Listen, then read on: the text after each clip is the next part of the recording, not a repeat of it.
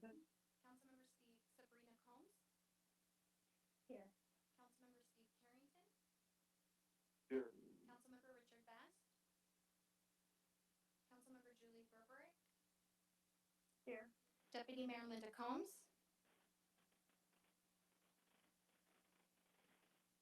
Deputy Mayor Linda Combs. You can see her. Deputy Mayor, is your phone muted? I know. We see you. We know you're here visually. Okay, I'm here. Okay, thank you. And Sorry Mayor, about the mute. oh, it's okay. Mayor Edna DeVries?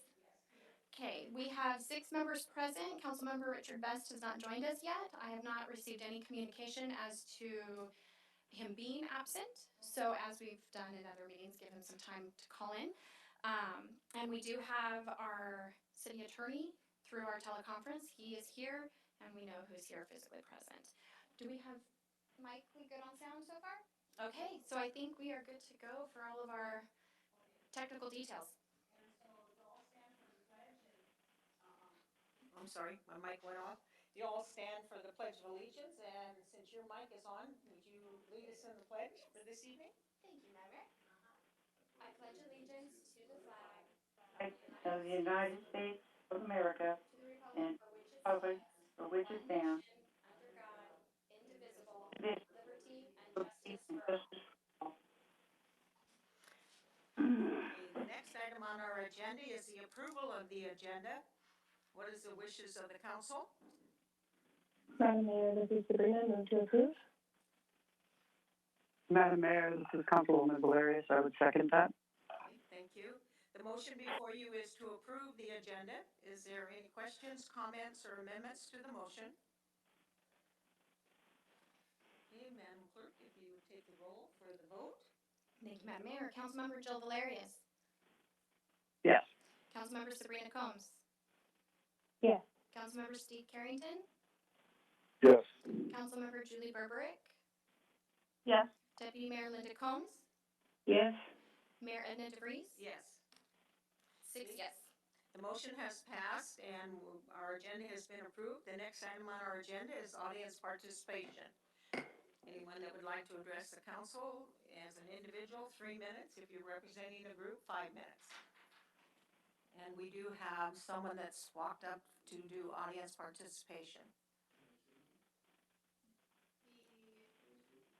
Can you?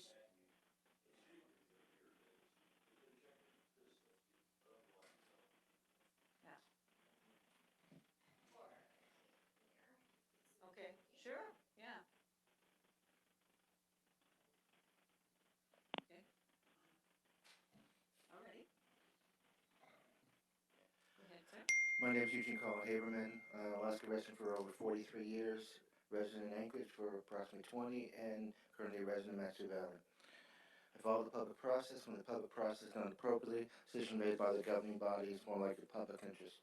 Notice that you're having what we call interviews after the public comment, and would strongly encourage you after those interviews to bring an opportunity for the public to speak in response to those interviews before you make a decision. That's not providing a reasonable opportunity for the public to be heard. Note the packet of this was provided to you, but I did not receive it until like 10 minutes before 3. Email was sent out, 2:58 roughly. On the request, I had to do a request to get that. The clerk cooperated with that, but didn't allow an opportunity for, you need to delay this thing. I know you have urgent situation, but you need to delay. Now, 2 candidates. One I noticed was Moosey on there. I remind you also, both Moosey and the mayor sent out a letter regard to me without seeking out an explanation before writing it out and went to all boards and commissions. One would think the appropriate step would be is to find out what the story is, get your one other party's side before coming into a conclusion. That's what both Mayor Halter and Moosey did on 2 occasions, and a letter went out to boards and commissions. When then that's not fair, and that's not the way to do business. The other one is concerning Brad Hansen. He was on the council here I've watched him for years on the council. But I also remembered seeing a situation where the present city manager, there was an opening for a position, and what happened was applicants went out, but a decision on that position, which he received, the city of Palmer, was approved by the city manager, current city manager. But to remind you, there's a serious conflict. All the council members at the time, including now, is your job is and supervise the city manager, and you created a serious, when I say you, those who were here at the time, respect, created a serious conflict of interest, and I'm not saying he did not deserve the position, but there was a serious conflict that occurred. So now we're going into another level situation, and that other situation of the job he holds right now was seriously in question because of that serious conflict and how that whole operation occurred. I wish you all the best. We're in difficult times, okay? But I also want to stress, with permission, as far as time, I take 15 seconds above this, is to say this. This is the rare place that you're allowing public comment, physically come here. Look how many people come to your meetings. And I encourage the clerk to open the doors so there's airflow coming through to allow it being more safely. And the school district also, in closing, the last couple of meetings, they've continued to have an open meeting for public to attend, and I happen to have been the only one, the public there, and you created a situation which I would encourage you to continue that open door at this time. And in closing this, because I don't know, I would hope you do a motion to have another chance for public comment after you hear for the interview, so the public can speak on that before closing the meeting. And that's all I have to say, but note this, it's vitally important at all times now that you hold even more conversation with the people before you make a decision. Failing to do that creates more concern of the unknown out there, what we're all dealing with now. And thank you, and I wish you all the best. Thank you, thank you. Anyone else in the audience that would like to testify before the council, either regarding something that's on the agenda or something you want to bring to the attention of the council? Council, or Mayor, Yes. I did receive written comment Okay. from a few people regarding items on the agenda tonight. There were 4 comments. 3 came as like reference letters, or letters of reference. 1 was an email that specifically says for audience participation on March 31, 2020 agenda. Okay.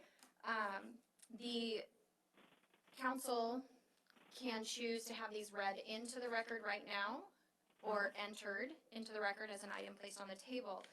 My question, it has been sent to all the council members, so they do have them.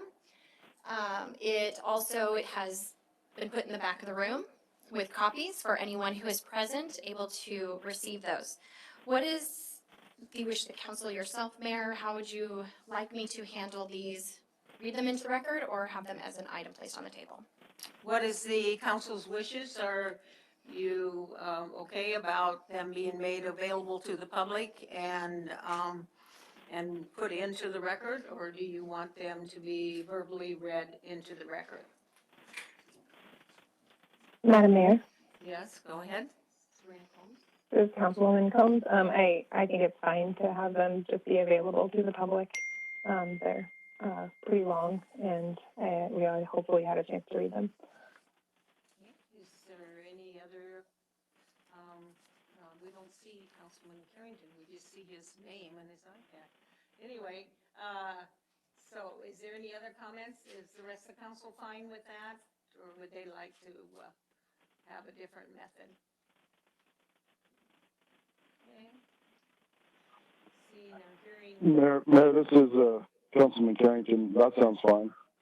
Okay, thank you. I don't see anybody trying desperately to get on to say something, so we will just allow the clerk then to enter them into the record. Thank you, Madam Mayor. And is there anyone else in the audience that would like to address the council? Okay, so I'm going to close audience participation. The next item is new business, and the first item under new business is the city council interview process discussion. And I think all of you have the questions before you. There was one additional question that was sent out by the city manager, I think maybe last Wednesday or Thursday, was it, sir? And that question was, explain how you would approach the continued hunker down mandates in the community, and what do you see as the first steps in assisting our community return to normal? I was wondering if the council would like to have that added as one of the questions. Madam Mayor, this is the Deputy Mayor. I certainly would like to have that question entered into the list. Okay. Is there any objections from any of the other council members regarding that? Okay. The only other question I had was on number 9, and I think it says, describe your experience with airport management issues in your previous work. And I think at that time we had that question because we didn't have really an outstanding airport manager. And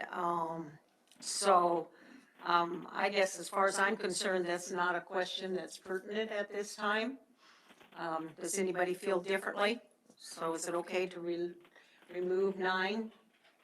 Okay. Madam Mayor, this is the Deputy Mayor, Linda Combs, and I agree with you that I thought the same thing. Okay. Okay. So I guess. And this is Steve. I would concur. Okay. All righty. Did anybody have any of the other questions do you want to ask? We will have 16 questions. Do you want all of those questions asked of each person, or do you want to remove more of the questions or add more questions? What is the desire of the council? Madam Mayor, Yes. Councilwoman Valerius, I would like to see us pare this down to maybe 3 to 5 questions. I think that will, otherwise we're going to really struggle, I think, to get through these. Yeah. And I could throw out some options Sure. if Go ahead. that helps. Sure. Question number 4.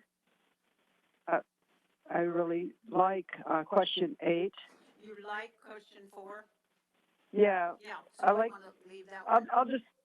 I like 4, I like 8, I like 10, and now I'm going to go over, so I like 13 and 14.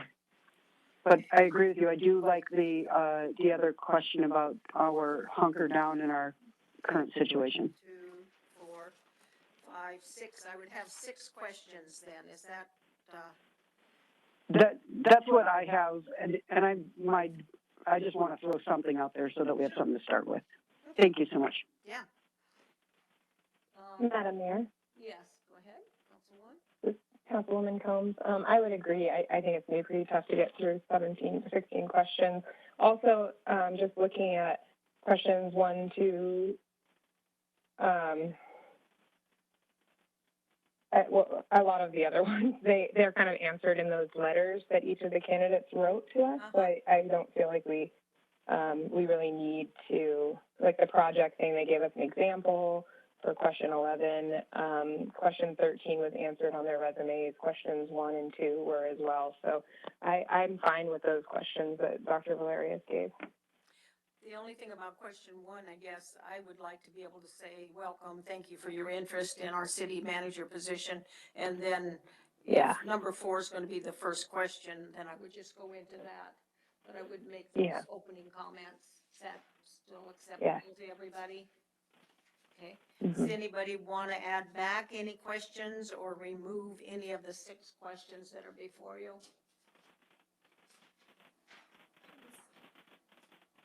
I'm sorry, ma'am. What? No, but Madam Mayor, Yes. if I could have the city clerk email me that list of questions again. For some reason, I've lost all my notes on it. that's what I get for trying to do it all electronically, I guess. So, I'm not real disturbed. I just would like to have it in front of me. Doing it right now. Okay, she's doing it right now. Thank you so much. I've obviously, gotten, fumble fingered here and I pushed the wrong button somewhere. So, It was originally from Nate too. yeah, and that's what I'm looking at. And the email I've got from Nate here says that there's an attachment.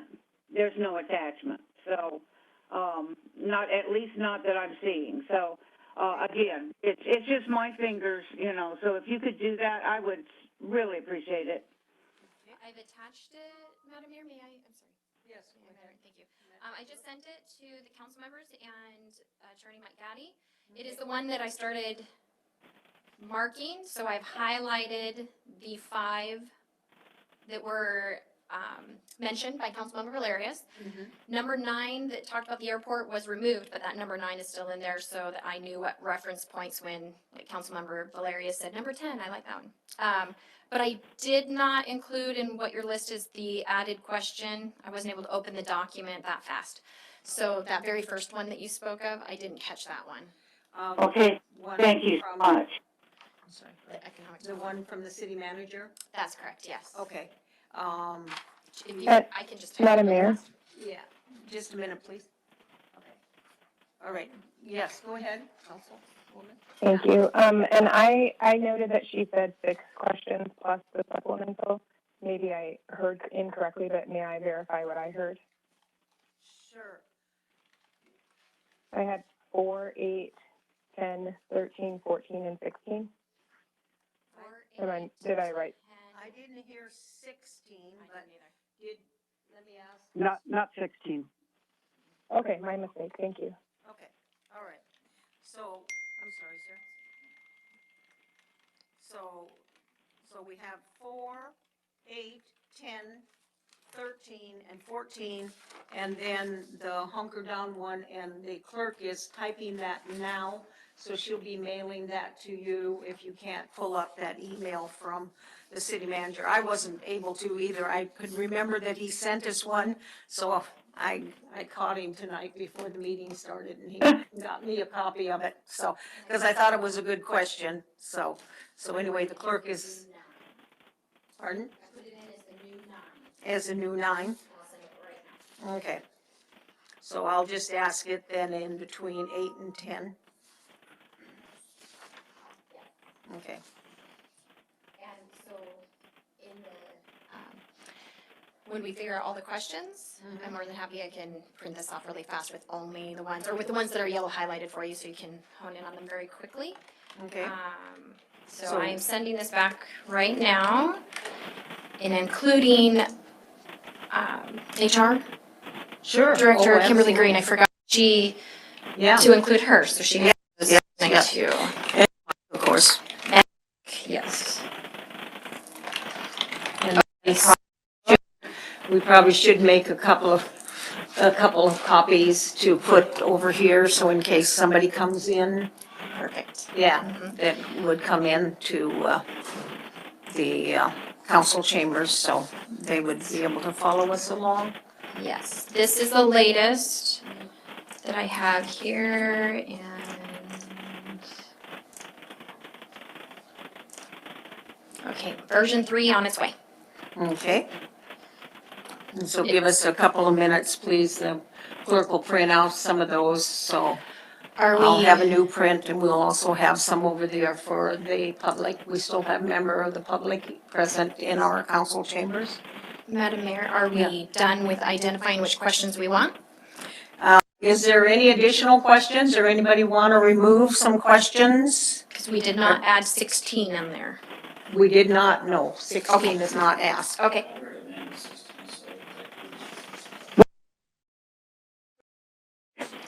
13, 14? City manager said about the current event. Okay.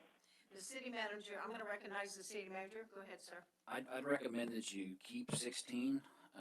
That's a good opportunity for the candidate to make any last plea.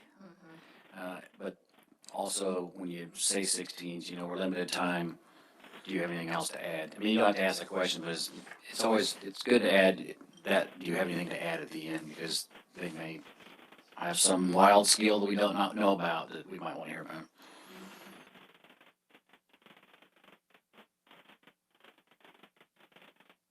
I'm sorry, my mic went off. Is there any objections from any of the council members to add number 16? And, Madam Mayor, this is the Deputy Mayor, Linda Combs. I believe the city manager has a valid point. And he's been on the other side, you know, of the table for this. So, I would say that he's got a valid point in that although I think these questions are comprehensive and the applications are tremendously so, there just may be something that's on the applicant's mind that they would like to bring up, and frankly, that's very telling when you're listening to the applicant. So I would agree with leaving 16. You might even say, could you keep it short or something? But you know, I'm sure we'll all do the best we can on that. well, what I remember in one of our last council meetings when we were talking about the questions, we were gonna say at the beginning that please, in your answer for each one of the questions, keep it between 2 and 3, maybe 4 minutes at the max. Is that still agreeable to the council? You remember that discussion? Anybody have any problem regarding that or anything? Okay. Yeah, and it does help if you guys do shake your heads or something because I'm so used to looking at you around the table and seeing that, so that gives us some, you know, essence of familiarity. Thank you. So, okay, Madam Clerk, now are you all set? You understand what we're doing? Yes, Madam Mayor, and I added in on that welcome, thank you for your interest in our city Right. manager position. Please keep your answers to 3 to 4 minutes maximum, so you Okay. have that here in your script, and I will get this printed. And So if you we're gonna give you just. I have one quick question of the clerk. I got your email that has that. It still has all 16 questions on the sheet or on what was emailed to me. She's re-emailing you now since we've added 16 back in, so I Right. think she's. Okay, but what I'm saying is I thought it would be a shorter list.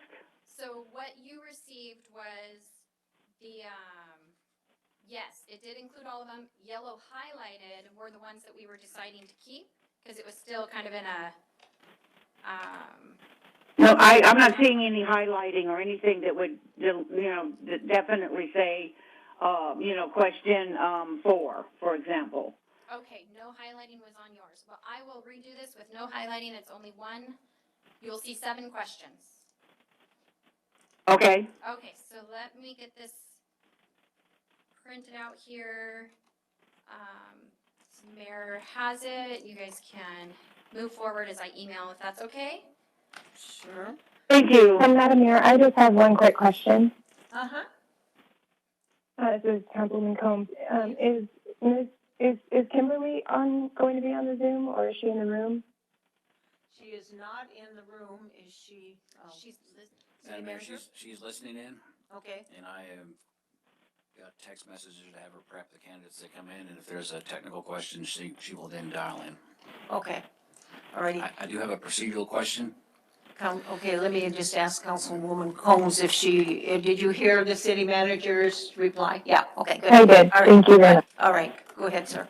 Since there's an executive session at the end, and we're doing each member individually, are we going to, is the clerk gonna ask them if they're open or closed session while we have them on the line? Is that part of the? Mm-hmm. That should have been addressed. Here, Mike. Thank you. Mhm. HR manager sent out those letters, letting them know, and in that letter, it should have said that they notified the HR manager. If they did not notify, so if you can message Kimberly really fast to find out if she received any notification from them. If she didn't, then, if she left the template letter, the same that I sent her, that's what they should have done. If they didn't, then we can ask that at the end of each interview. I think we should add it. I will text her anyway, but just to verify on our record. Yeah, I think that's a great idea to have it actually on the record. Okay, So if you guys are amenable, I agree with Nate. okay, so then when they're done, then I should ask them. And I honestly don't think we're gonna get into an executive session tonight because I don't think we're gonna have time and I think we're gonna be too tired, but, you know, maybe it'll go faster than what I think, so. We don't know, right? Yeah, we don't know, so after they're done answering the questions, then I need to say to them, if we go into executive session regarding you tonight, then do you want it to be an executive session or in the public? Is that the question that I'm supposed to ask them? Just like as if you would ask Nate or myself in our. Okay, Yeah. okay. Madam Mayor? Yes, Deputy Mayor Combs? No, this is Councilwoman Valerius. Oh, I'm sorry. That's okay. I have a question about, especially with calling in, when we've done executive session in the past, when whoever's calling in has not been part of it. So I'm curious if, thinking of that it's likely we'll end up not having an executive session tonight, do we consider being in a space altogether that we can be acceptably distanced apart for this executive session? Well, Norma and I, talked to Mike about that yesterday afternoon because, my point was that with Zoom is just sort of like a teleconference. We don't know for sure who else is in your room and, or in your house or whatever. But we certainly want everybody to be able to be in on the executive session. And that may be what we would want to do if we go ahead and do have the meeting for April 7th, and that's when we're going to have the executive session, that because it's an executive session, we could close down the council chambers to less than 10 by having everybody in here. And that way we wouldn't be sort of, to me, in my opinion anyway, doing something differently than what we have done in the past regarding council members that haven't been present for the executive session. So that would be, to me, another reason to wait to have the executive session on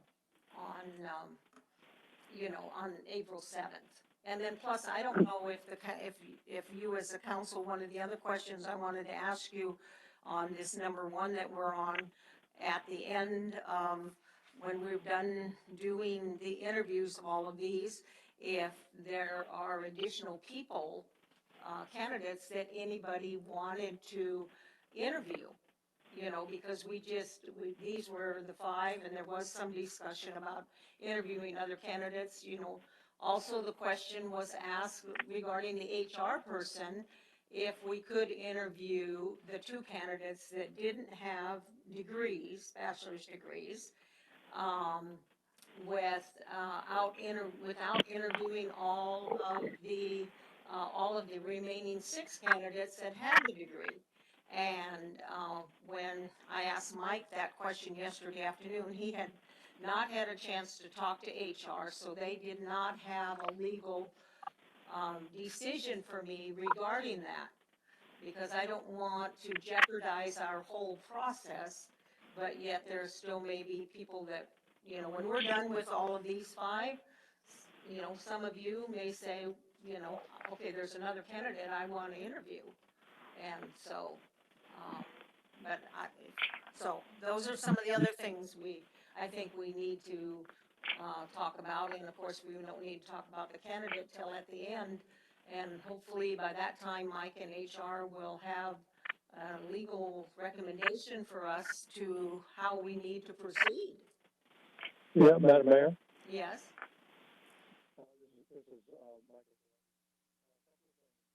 One on the e-session. First of all,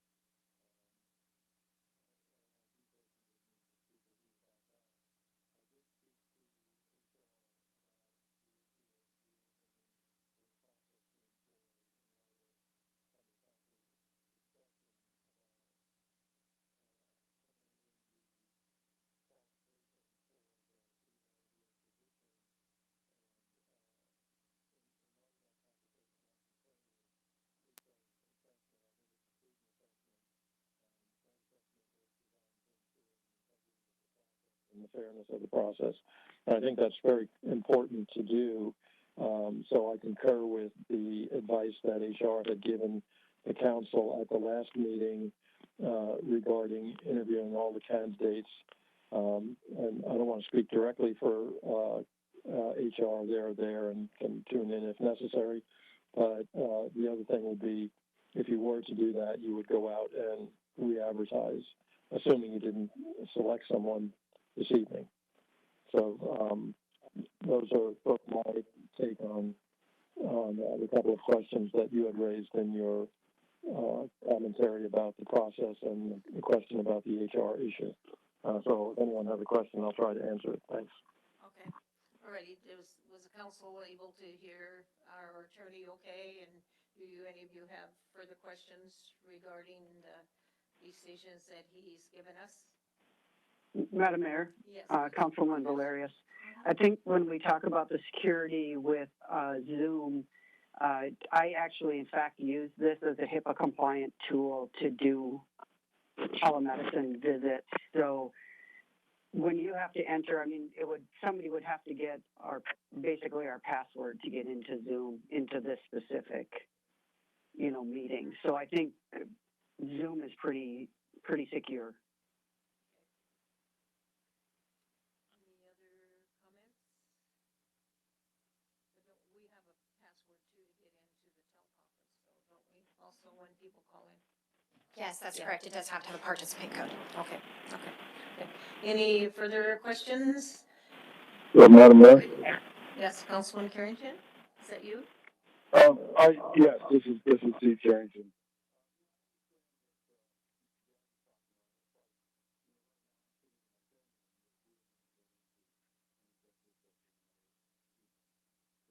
Into a bedroom that would be more secure, etc. So I understand it. And it seems reasonable to me. Okay. Any other comments? We're ready to go ahead and allow our first applicant to be released from the waiting room so we can start the questions. Yeah, Okay. I see some heads and some smiles, so I guess we're ready to roll then, huh? Okay. Okay. Do you want to greet them and let them start doing this one, and how would you like Well, to? maybe with your mic on, Yes, ma'am. you could just say, I have released so-and-so from the waiting room into the Zoom, Okay. and then will we see a picture of that person, and then I can Yes. go ahead and say, welcome. Is Okay, that okay? wonderful. I do. I think that's a great way of doing this. I'm going to Okay. admit in. Okay, Okay, at this time, I have admitted the candidate, Serena Bemis Goodall, our first candidate for interview. I want to confirm, Serena, can you hear us? You are muted. You need to, hold on, let me unmute you. There we go. Serena, can you hear us? Okay, we are not catching sound on Serena yet. Do you have all your sound, Serena? She can hear us. Because I saw her nod. Oh, Can we have her call into into the conference line. I think we might need to do that. Serena, can you try one more time? I did see your mic volume no, yep, your mic volume just went to.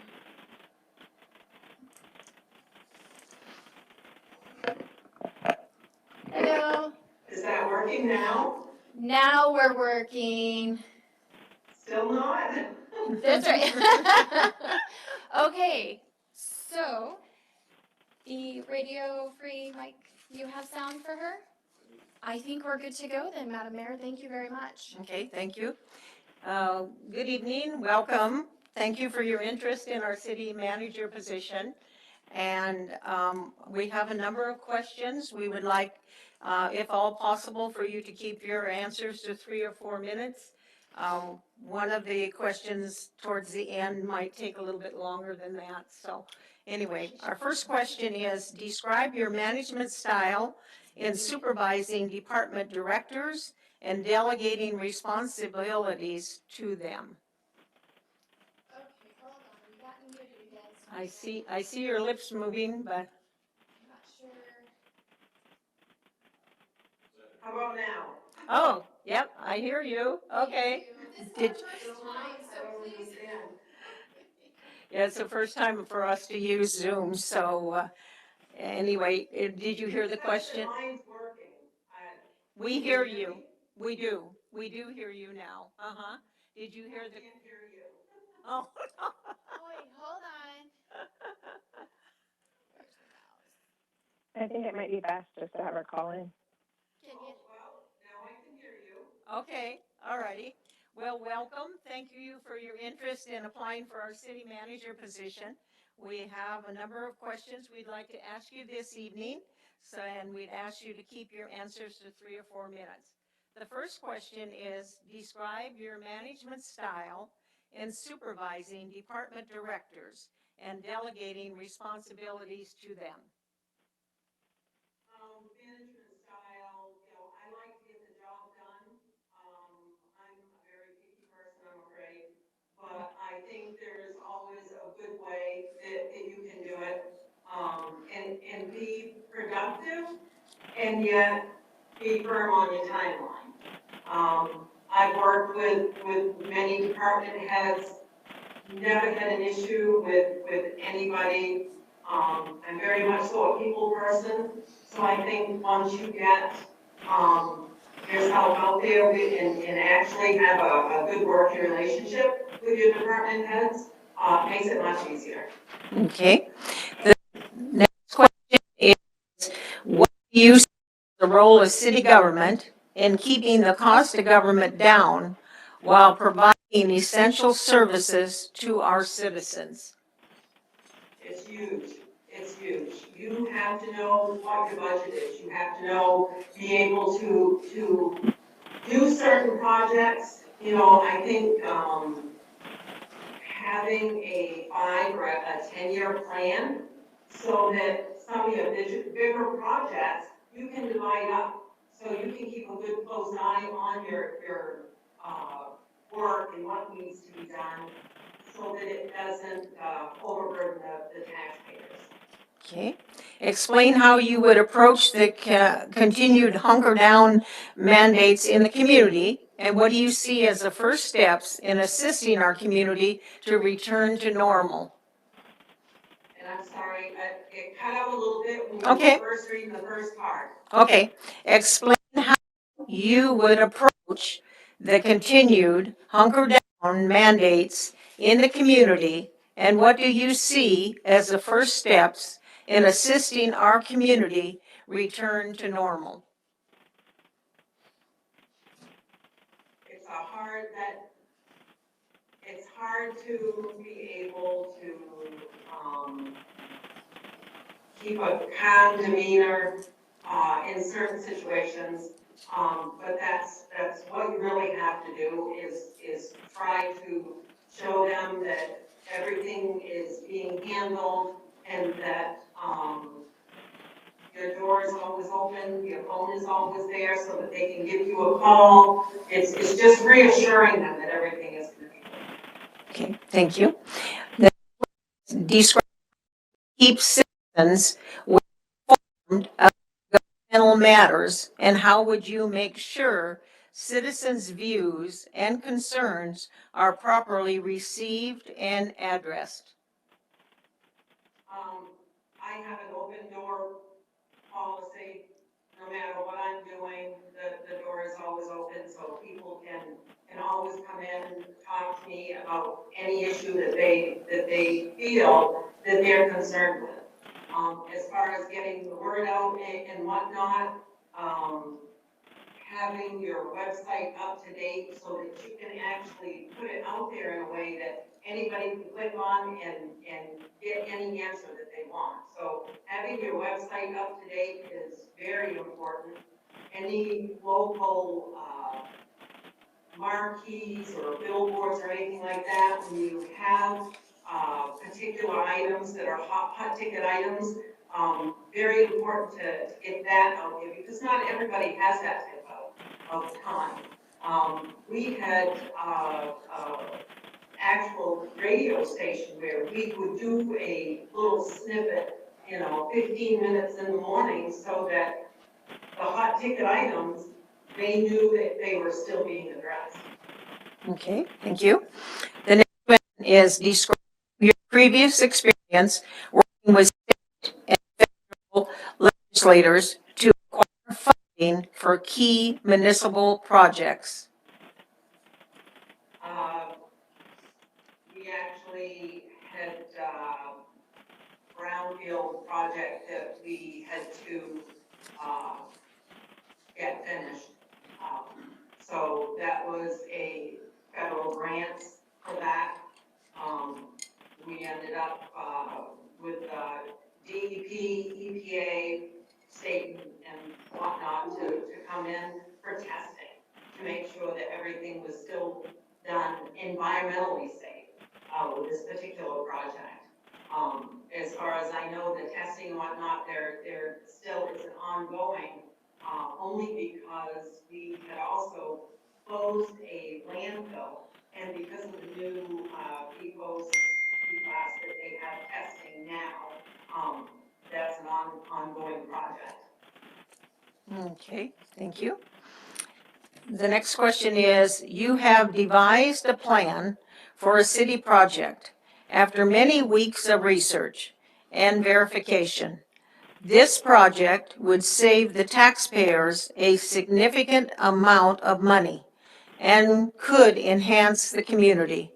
How, when you present your plan to the city council, it is voted down? You are certain in your mind the council is making a serious mistake. How would you handle this situation? Go in my office and cry for a little bit. Council's that they're the number one, you know, you don't go against council. Might sit down behind closed doors and talk it over and see, you know, logic-wise, one foot together, but council's it. Okay. The last question is, our questions have been geared towards finding a city manager for the city of Palmer.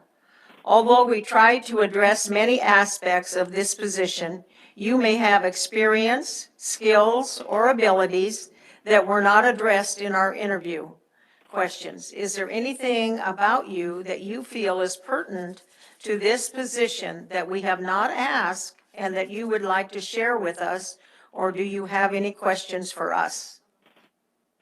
Well, first I'll say,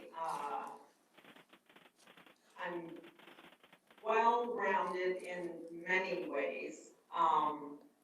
I actually put my first 3 daughters through college before I went back to school myself.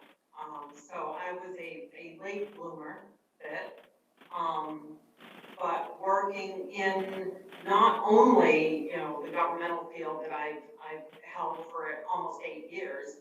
Before that, it was working nonprofit, working for Four Directions, which is a corporation that works with the 5 tribes here. So, and that was bringing in grants and overseeing the programs that we had.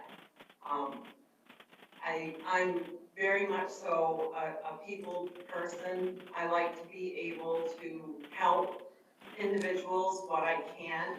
If I can't find an answer, I don't have the answer, I will make sure I take their name and number and get back to them as soon as I possibly can with an answer, or at least that I'm working on it. You know, I think that's very important for a manager to have. So as far as questions, back to you. Hot ticket items that I think Just a minute. I don't know what that was. Would you repeat your question? I'm sorry. Go ahead. Hot ticket items that you're dealing with right now. Well, I think the one is the major one that we're dealing with. The other maybe is that our city manager would be, you know, his last Day is April 24th, so that's approaching pretty quickly.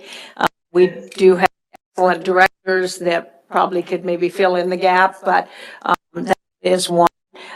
We did complete or is in the process of completing the sewer lagoon project, right? And there's still some quote check mark things on that we will maybe need to do. And I think Councilman Berberick, did you have your hand up or were you stretching or no? Okay, all right, all right. Can I, is it okay with the council if I allow the city manager? Because he probably knows the stack that's on his desk better than the rest of us do. So are there other items that you think would be facing her if we chose her as a city manager the first 24 hours that you can talk about in public? Thank you, Madam Mayor. So the mayor hit on the current issues, the biggest one being the COVID-19 issues in Alaska is generally behind the lower 48 with our numbers. So my projection is the worst is yet to come. We have a downtown small business community that is basically shut down right now, so that's ongoing. The mayor did mention we're under a consent decree with the Department of Justice and EPA and the state DEC. That was all been worked out. We're just in the process of complying. So that's ongoing as it is, and we're in the process of asking for an extension. So that would be something you would potentially pick up as the next city manager. The other piece will be budget season typically starts in August with mid-year review, and then shortly after that is budget preparation. So you'd be jumping right into that. We are on a calendar year. Our budget's on a calendar year here. And so that is, something also that would be facing, so. The towns that I have, 2 of them were calendar. Okay. There was only one that was fiscal. Okay. Yeah. So you're familiar. Go ahead. And I would like to just say one other thing. Sure. There was a comment, because people were talking about, the little blogs that they have and commenting about why somebody from Maine, why aren't you hiring an Alaskan, or I guess was the comment. I know have similar weather, so, as far as me coming there, being there for a short amount of time and leaving, that's not gonna happen. My daughter, Heather and Peter Isaacson, they live in Palmer. The extended family, the Probascos, the Peter and Marion, they live there. Wasilla, Cindy Tardif. I mean, I have extended family that's there. So, I guess that would be something that I would want to set anybody's mind at ease. This isn't just something that I would come there and leave. I'm sure there was a concern with my resume as far as the last job I was at. But if you would notice, the contact that I have for that particular position was actually the chair of the select board. So I'm sure he would put your mind to ease on that one. But I'm very much so, I would be very, very excited about the position there. I think it would be a great opportunity. Okay, thank you. We are governed by state laws, and I'm sure like what you are saying. One of those is if we go into executive session and want to talk to you further, we give you the choice of having the executive session closed or open. And so for the HR person, I needed to ask you that question if that was, if you were given that opportunity, would you want the executive session open or closed to the public?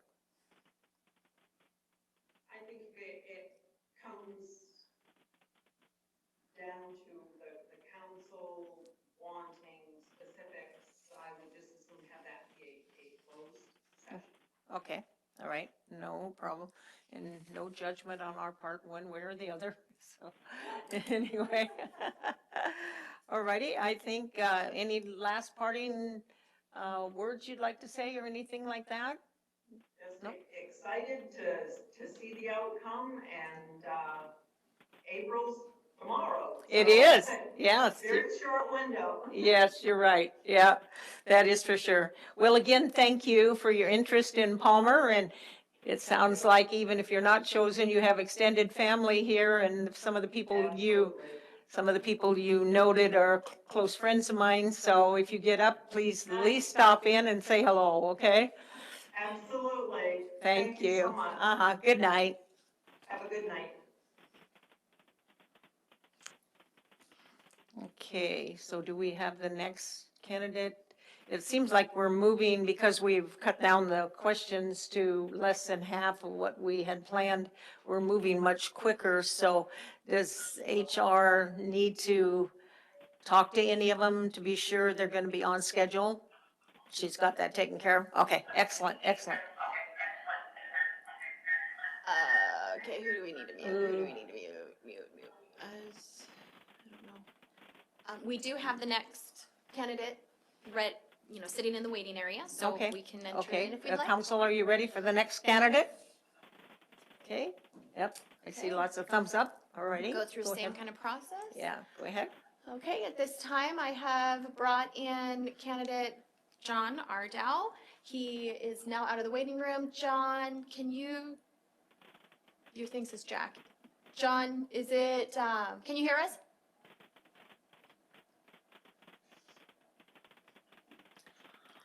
John, can you hear us? Hello? Mr. Ardow, can you hear us? John, can you hear? It does not look like he's acknowledged. I do not show that he's muted. We are not muted. Unsure why he is not able to enter in.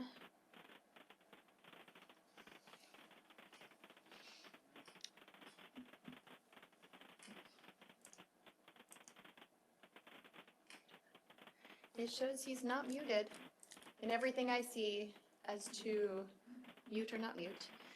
Can you? On his end, his microphone or not microphone, but the speaker on his side? Hello? Can you hear us, sir? I thought I heard a hello. I did too. Can you email? I think that we do need to ask Kimberly to ask them to call in addition to, is this? Hello?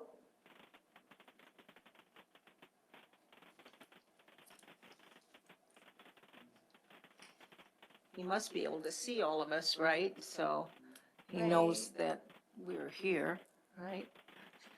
Hopefully he has his phone with him so she can get through to him. Kimberly messaging him? Hello? Yeah, it looks like he must have it. I mean, as you can see, our microphone is definitely going. So sound is receiving through Zoom on our end. I can hear all the way through Zoom. You can through Zoom too? Yep. Okay. Are you still on the teleconference, Councilmember Combs? Yep, I just am only using my headphones right now on the Zoom so that I can hear. You have a double. Okay, so you're hearing twice. Okay, good. Huh. Hello? Mr. Ardell, are you able to hear us? Did he acknowledge HR's request? Not yet. Okay. I saw him look down to his side, so Wait, something caught his attention. I was hoping. Hello? I bet he's on the phone with Kimberly now. Yeah, I can see them, but Well, now we hear you. We hear you. Do you hear us? which number do you want to call? But he can't hear us. It is, right, but we can't walk them through that. Can they hear me now? Yes, we hear you. I can't hear them.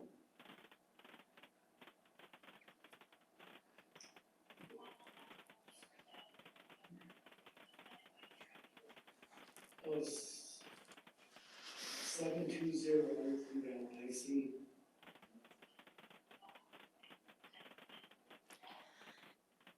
Oh, I don't see that on, oh, 720-707-699.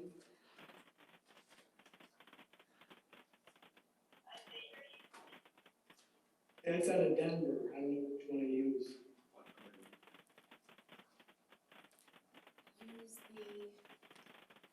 Do I use the Chicago number, or which one? You can use any of the US numbers according to all that I've read, but what number I was wanting him to use was our actual teleconference line. Oh, that All number right, thank you, thank you. is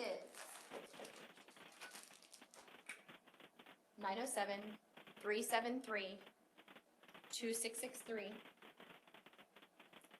and enter participant code 364.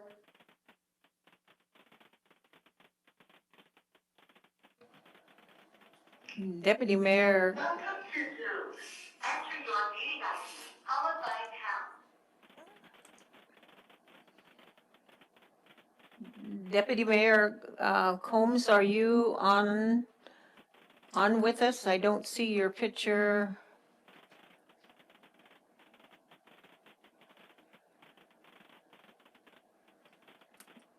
Deputy Mayor Carms, are you Oh, online there's- through the phone too? Oh, I see her now. Yeah.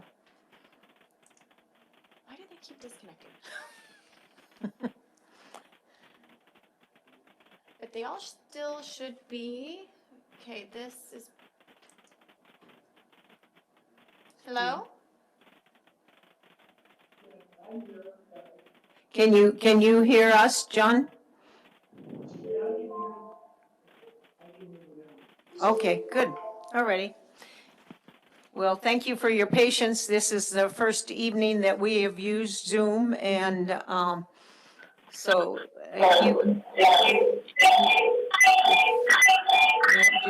we're still navigating here on this end. Linda Combs has left. Haley Burbach Has left. Just a minute, we lost our deputy mayor, so we'll give her another minute to call back in. Oh boy.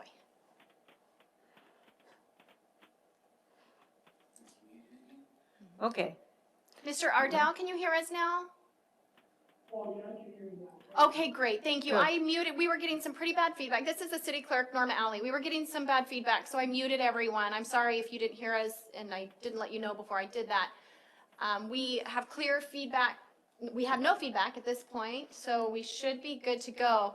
I do ask, it's hard to hear you, so if you could speak a little louder or speak directly into your phone, that would be preferred, so we can get better sound of you. Does that make sense, Mr. Ardell?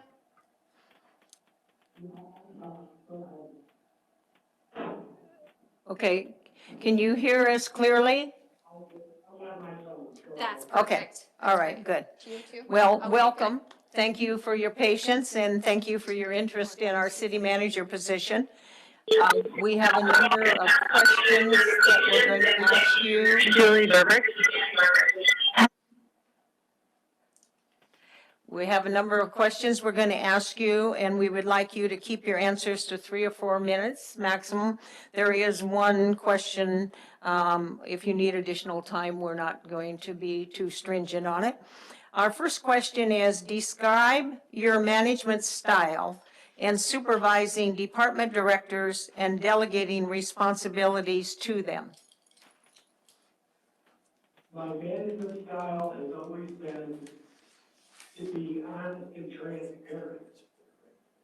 Even if you disagree with someone that works for you, an elected official, if you aren't honest and transparent, you should not serve in this position.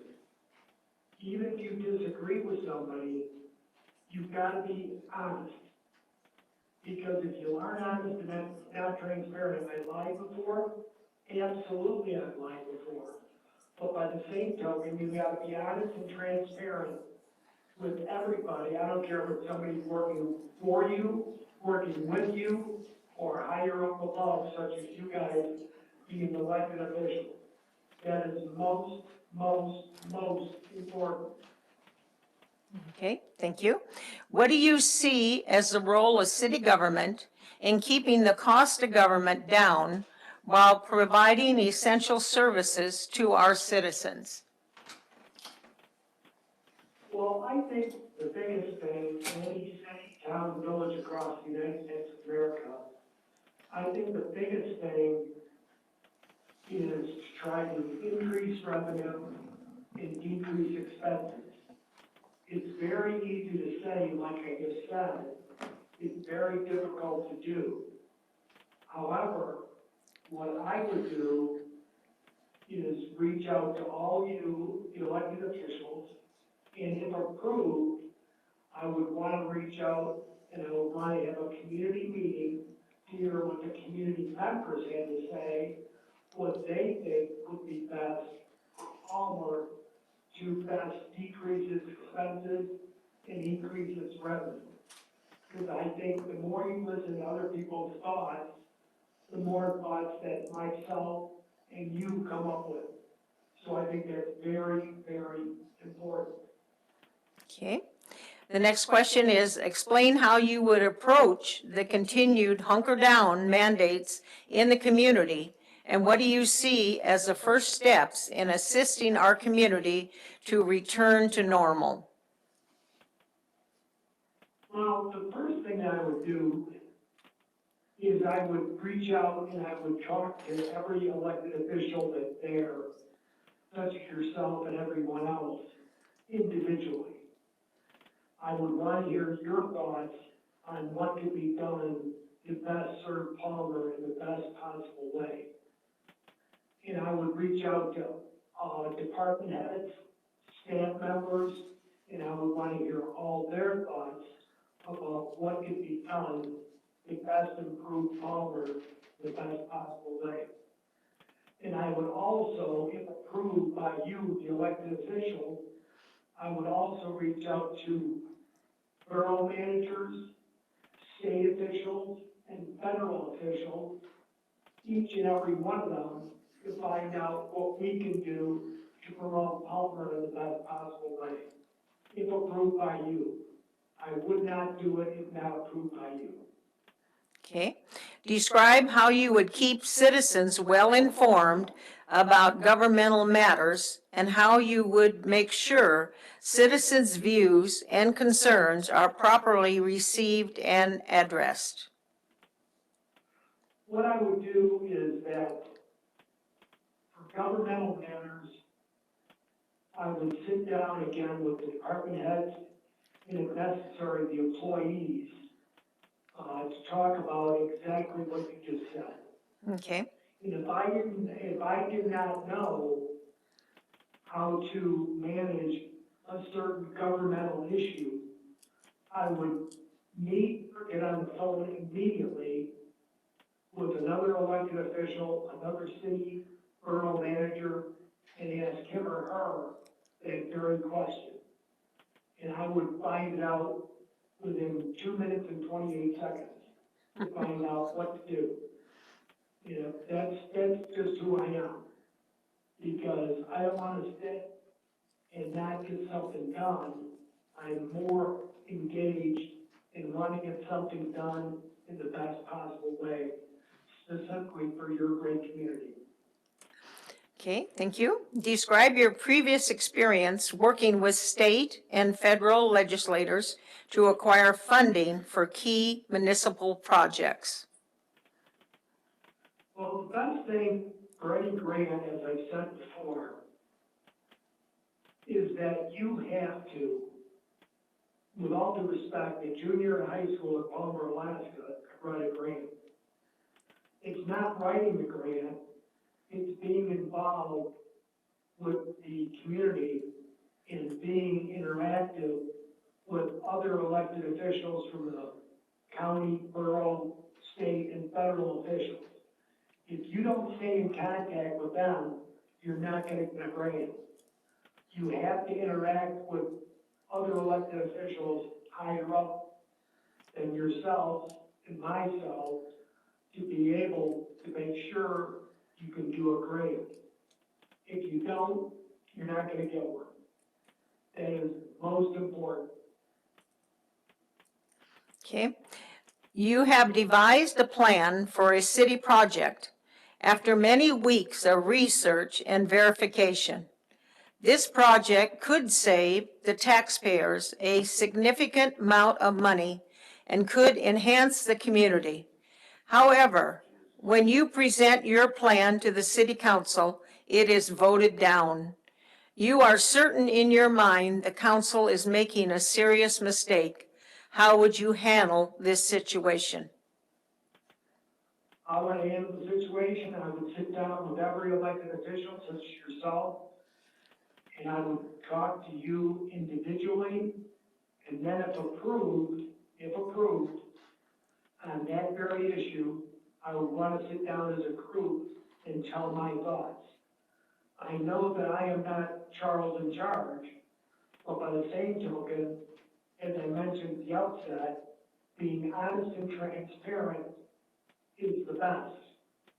Because if you're just gonna lie and not tell your thoughts, don't serve in this capacity for a city, town, village manager, or administrator. Do not do it. Because if you're just gonna go around and, chatter and, go around with elected officials and agree with them, when you don't agree, don't serve in this capacity. Don't do it. Okay. Now, this next question is a little bit open-ended, so you may want to take a little bit more time. Our questions have been geared towards finding a city manager for the city of Palmer. Although we tried to address the many aspects of the position, you may have experience, skills, or abilities that were not addressed in our interview questions. Is there anything about you that you feel is pertinent to this position that we have not asked and that you would like to share with us, or do you have any questions for us? Yeah, number one, I am not narcissistic. No way, no how. That's not who I am. I'm a very engaging and outgoing person. If you talk to the 10 different professional references that I have that I sent you, they're gonna collaborate and say the same thing. I love to engage with people. I love to be outgoing. I love to meet. Like right now in the state of Illinois, we're hunkered down because of this coronavirus. And it's not fun. So I like to engage, interact with other people directly, not by phone, not by Skype, not by Zoom, not by text message. I'd rather meet somebody directly. So that is very, very important to me. I do think that with my background, I've served as a city attorney for communities from 2,000 to 26,000, but I've also been involved not just the legal side, economic development, negotiating contracts, human resources. So I've been involved in a lot of different matters. And even though I'm an attorney, that doesn't make me a great person. Does not. But by the same token, I do have a very diverse business, governmental, legal, and not-for-profit skill set that I would bring to your community and help it in any way going forward.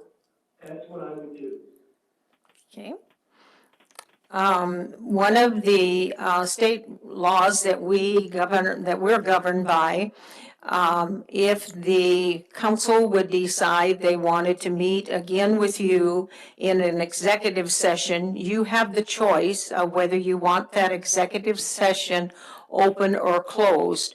Which would be your choice? I would want it to be open, I would want to have community members there.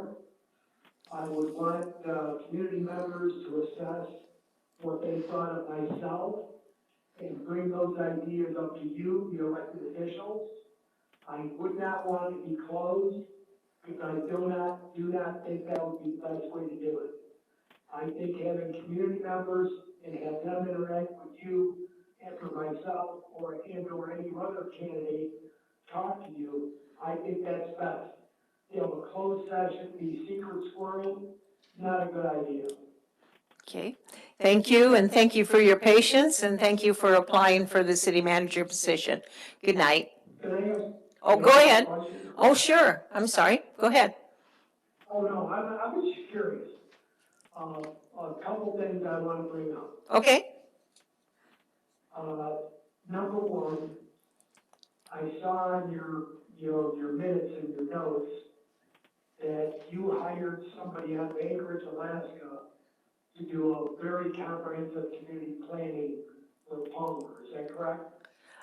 yes, it is, the question is, basically, well, we're going to have some community meetings, but the basic question is about if we should annex some areas that are adjacent to the city of Palmer. Right, and then, again, it doesn't make me a better person, but by the same token, you read my resume, I've annexed 15,000 acres of property. So I do know how to annex property. Mm-hmm. If I came to Palmer, Alaska, I would try to be an Alaska attorney, not just an Illinois attorney. Okay. And with all due respect, I don't know your attorney, but on the same token, I'm being honest. I would try to help Palmer reduce its legal expenses by me being an attorney. I don't know Alaska laws, I don't, but by the same token, I could learn them pretty quickly, and I would try to help Palmer reduce its expenses.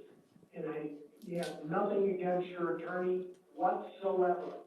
No way, no how. But what I just said is I'm being honest and transparent. Okay, thank you. Do you have any other questions or comments for us before we say goodnight? Yeah, one other question. Sure.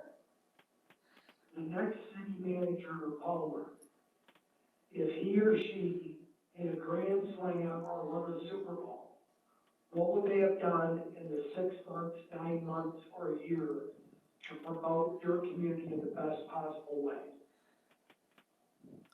What do you think that we think in order for you to hit a home run in the next 6 to 12 months? Are we, A grand slam. or a grand slam, or are we asking you to do? Yeah, I just want to know what you guys think, any of you think, any elected officials that I see, what you think the person that came into this position and did a fantastic job. Not a 1, not a 5, not a 7, but did a 10 plus. What would he or she have done to best promote your great community? Well, we're very sorry to leave our current city manager, so we all feel that there's pretty big shoes to fill right there. And I think, integrity, honesty, those kind of things, communication with the community, communication with the council, keeping our tax mill low, having an open door policy. I don't know if there's some of the other council people would have further input. I don't see any of them raising their hands or anything, so. So I also see that I'm sorry, who? I'm sorry, I'll let you go. But you're trying to promote tourism in Palmer, is that correct? Yes, that's one of course, it's shut down now completely, as you can imagine, but. Linda Combs has joined. Sorry.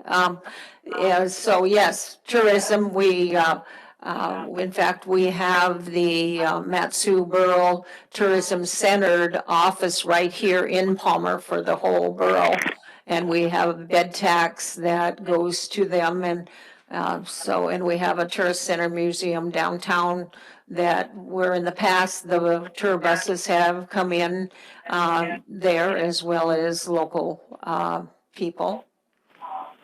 And Julie, Has anybody reached out to Anchorage, Alaska, their Chamber of Commerce, and tell them that you're trying to promote tourism in Palmer, Alaska?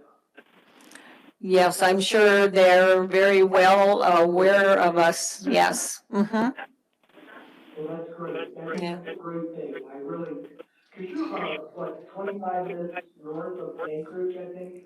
Well, I think that would probably be breaking the speed limit, so probably give yourself 40, 45 minutes, I think.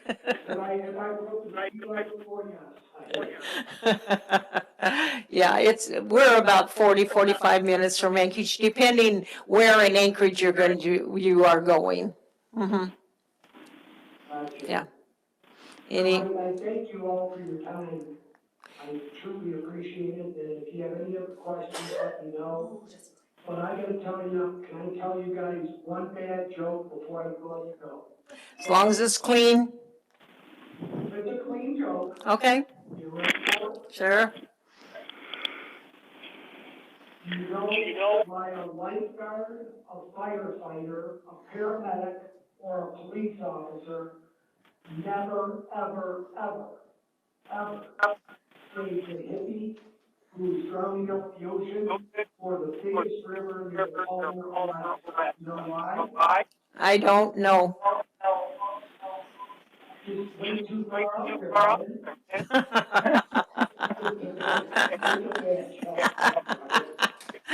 man.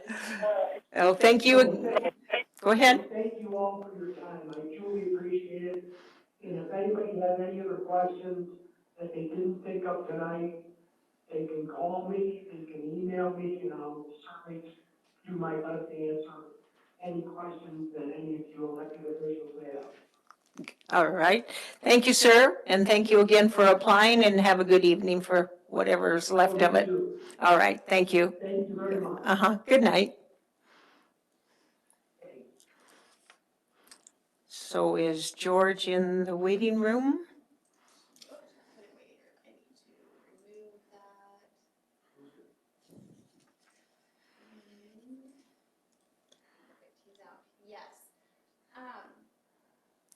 If I may, I don't understand why Councilmember Carrington and Deputy Mayor Combs keep getting bumped off. Before we get into the next one, is there something that's happening on my end that is bumping you two off? And Councilmember or Deputy Mayor Combs, if you can mute your cell phone. How do you do that? Oh, you're on your landline. Yeah. I have muted the receiving end to Deputy Mayor Combs until you can figure out to mute that one. Anyway, Councilmember Carrington, do you know something? Well, one thing I did is, this is Steve. One thing I did is, before I didn't connect with audio, so after the last bump, I connected with audio so I could mute it. Maybe it'll stick now. I don't know.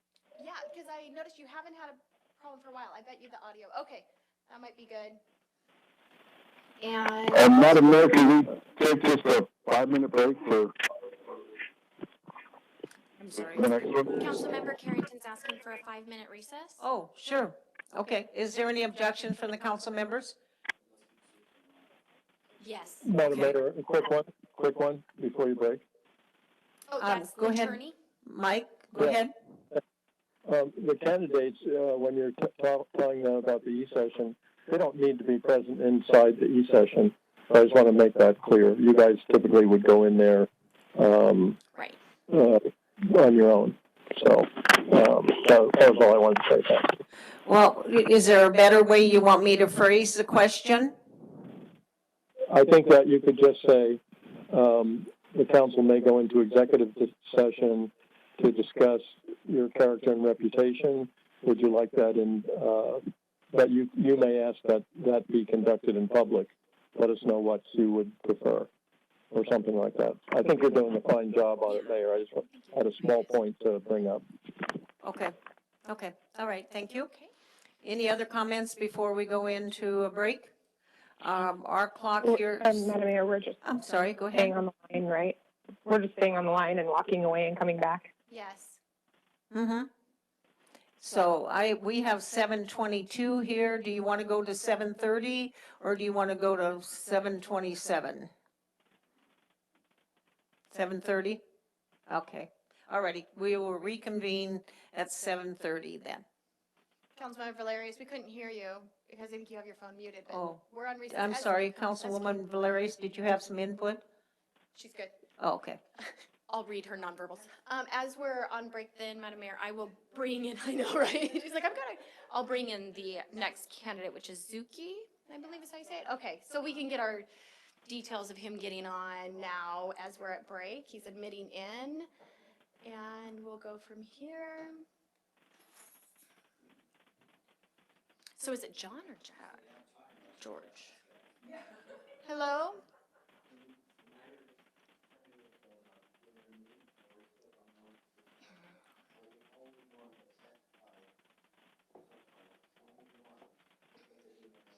George Zuki, are you there?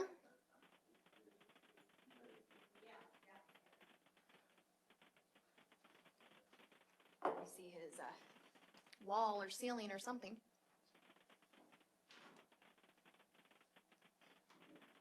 And this is why a nice little break is good.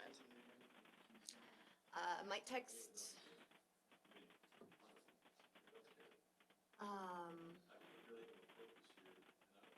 He has no audio. Haha, there he is.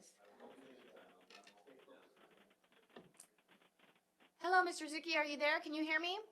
Hi, I'm here. Yeah, I can hear you just fine. Can you hear me all right? Yes, I can hear you just fine. You are speaking with the city clerk, Norma Alley, right now. We are on a short recess, but I thought I'd take this moment in the recess to get you connected, make sure audio is all working. This is our first time using Zoom as a council for council meetings, so we're learning. Okay. Right now I'm looking, I see three empty chairs and one chair I'm not sure about, just to let you know. Perfect. So and then do you see two black screens? No, I see a door, I see a map, I see a flag, something on the wall, but I see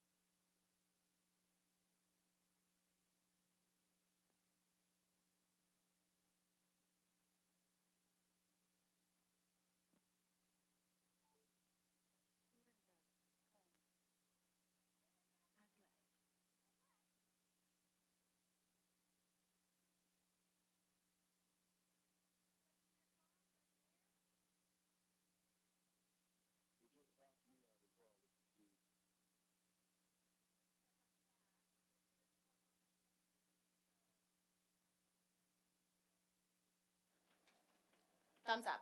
Good. Can you hear? Everything good? Okay. All council members on Zoom, if you can give me a thumbs up that you can hear me. 1, 2, 3. I know Carrington gave us 4, 5, and Mayor, I know you can hear me. We are good on council member side. Okay. Mr. Zuki, can you hear us? And am I saying your name right? Oh, good. And we hear you too. Good deal. Okay, I'm going to call the council meeting back from our recess. And good evening, George. Thank you for applying for our city manager position. We have a number of questions, of course, we would like to ask you, and we would like to ask you to keep your answers to 3 or 4 minutes. We do have one question that's sort of open-ended, so feel free to use additional time for that one.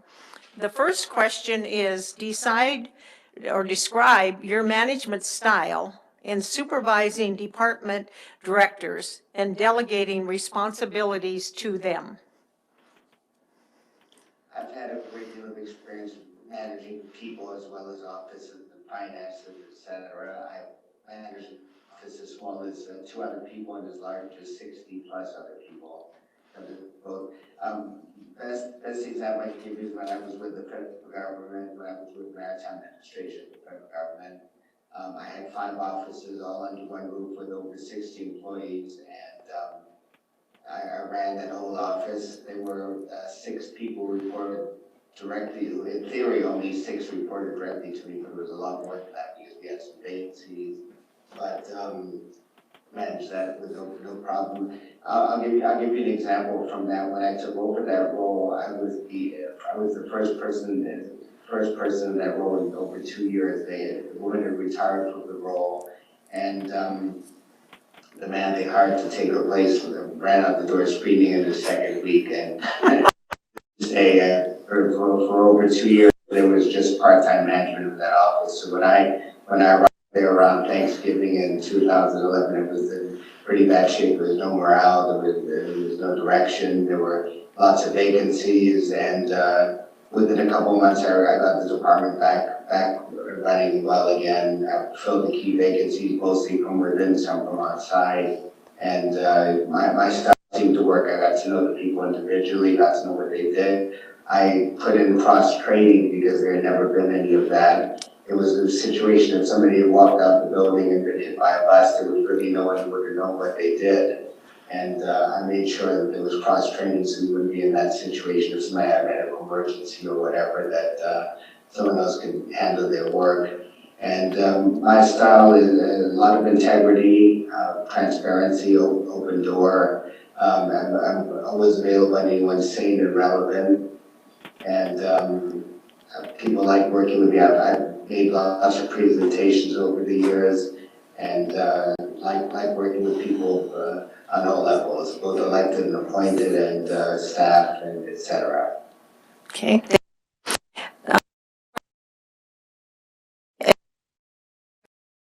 And while providing essential services to our citizens. Well, I've worked a lot on budgets over the years. I've probably worked on 20 budgets or so at the something like that. When I ran the New Hampshire Municipal Bond Bank, I was there for 13 annual budget cycles, and my 13th budget was only 3% higher than my first. Something that's not that easy to do, but I managed it. And I believe in being an advocate for the taxpayers, keeping everything efficient, and doing the best I can to keep the costs down and provide excellence. Usually what I do when I start somewhere new is I look at the budget and try and take it up apart and put it back together again and see where there might be efficiencies that can be made, if they can be made. And so I believe in providing the best services. Customer service is the top priority, and keeping it within the budget is the top priority. Okay. Explain how you would approach the continued hunker down mandates in the community, and what do you see as the first steps in assisting our community to return to normal? That's a good question. It's quite a challenge for everyone right now. Mm-hmm. I think the effects that we're going to feel farther down the line will be worse when the financial issues hit. So I would say the best thing is, I'm not quite sure if your restrictions are similar to what we have here. We've had most things shut down for 2 weeks, but we can still come and go as needs. Of course, food stores, restaurants open for takeout, delivery, food, grocery stores are open. And I think probably one of the better issues for you is at least this hit in March, April, when you have a little more daylight and the weather's a little better. Because I think going outdoors is what keeps me relatively sane. And Yeah. I think it would be the same for you. And if this hit the dead of winter, it might have been a different story with locking people in their homes when it's very cold and snowy out and there's not much daylight. And so if it had to hit, it probably hit at a good time of year. I think that, as I mentioned before, the economic issues yet to be felt. I think that's going to hit, and I think it's going to hit hard. You're fortunate that your sales tax bite is light, but still it's going to take a hit on the budget. Mm-hmm. Yep, that's true. The next question is, describe how you would keep citizens well informed of governmental matters, and how would you make sure citizens' views and concerns are properly received and addressed? Well, I would make myself accessible at all times. I know when I worked in New Hampshire, when I ran the bond bank, I worked with a lot of small town managers, city and town managers. And I remember that they said that part of their job they felt was getting calls at 5 in the morning if someone's the street wasn't plowed properly. So they felt that was sort of part of the job. And I'm always available, accessible, and my ears are open, my eyes are open. And I would hope that the city website, which I've spent a fair amount of time on, I would hope that the website would be one good method of communicating with the people. But the other would be getting people to attend council meetings with the park that's open, and I'm sure there are provisions for them to speak briefly, hopefully relevant and sane comments, but encourage all that. I've been lucky. I've worked in government on all levels. I've worked municipal, I've worked state and authorities and federal. So I'm used to dealing with members of the public in large numbers, and used to try, I guess, for lack of a better way to put it, trying to keep people happy on all levels. Mm-hmm. Thank you. Describe your previous working experience with state and federal legislators to acquire funding for key municipal projects. When I worked for the city of Boston many years ago, I worked for the city's finance director, who was also treasurer and tax collector. And the finance director I led a team of six other analysts, and he had our team occasionally make presentations to the council. And when I worked in Massachusetts, I dealt with the state legislature, and same in New Hampshire. Again, I consider myself an advocate for the municipalities, and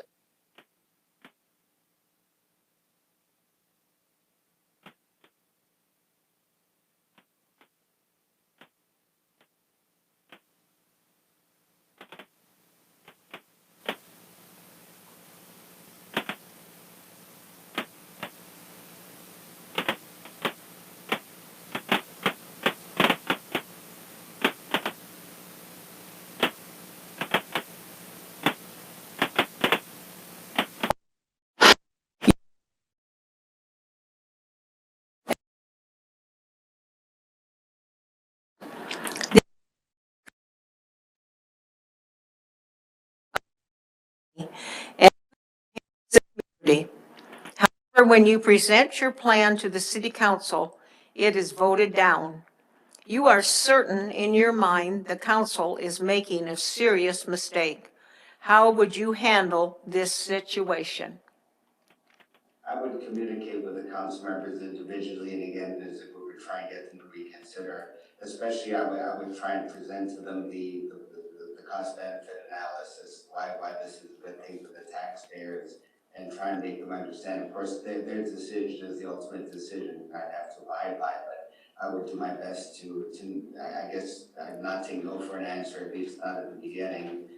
There comes a point where you have to give up, and hopefully we'd never get to that point, but I would, present to you and the council why I thought it was not the right decision, and I wouldn't just be talking, I'd be presenting in numbers, work with the finance department to present, to give a good presentation to prove why my opinion is correct. Okay. Our questions have been geared towards finding a city manager for the city of Palmer.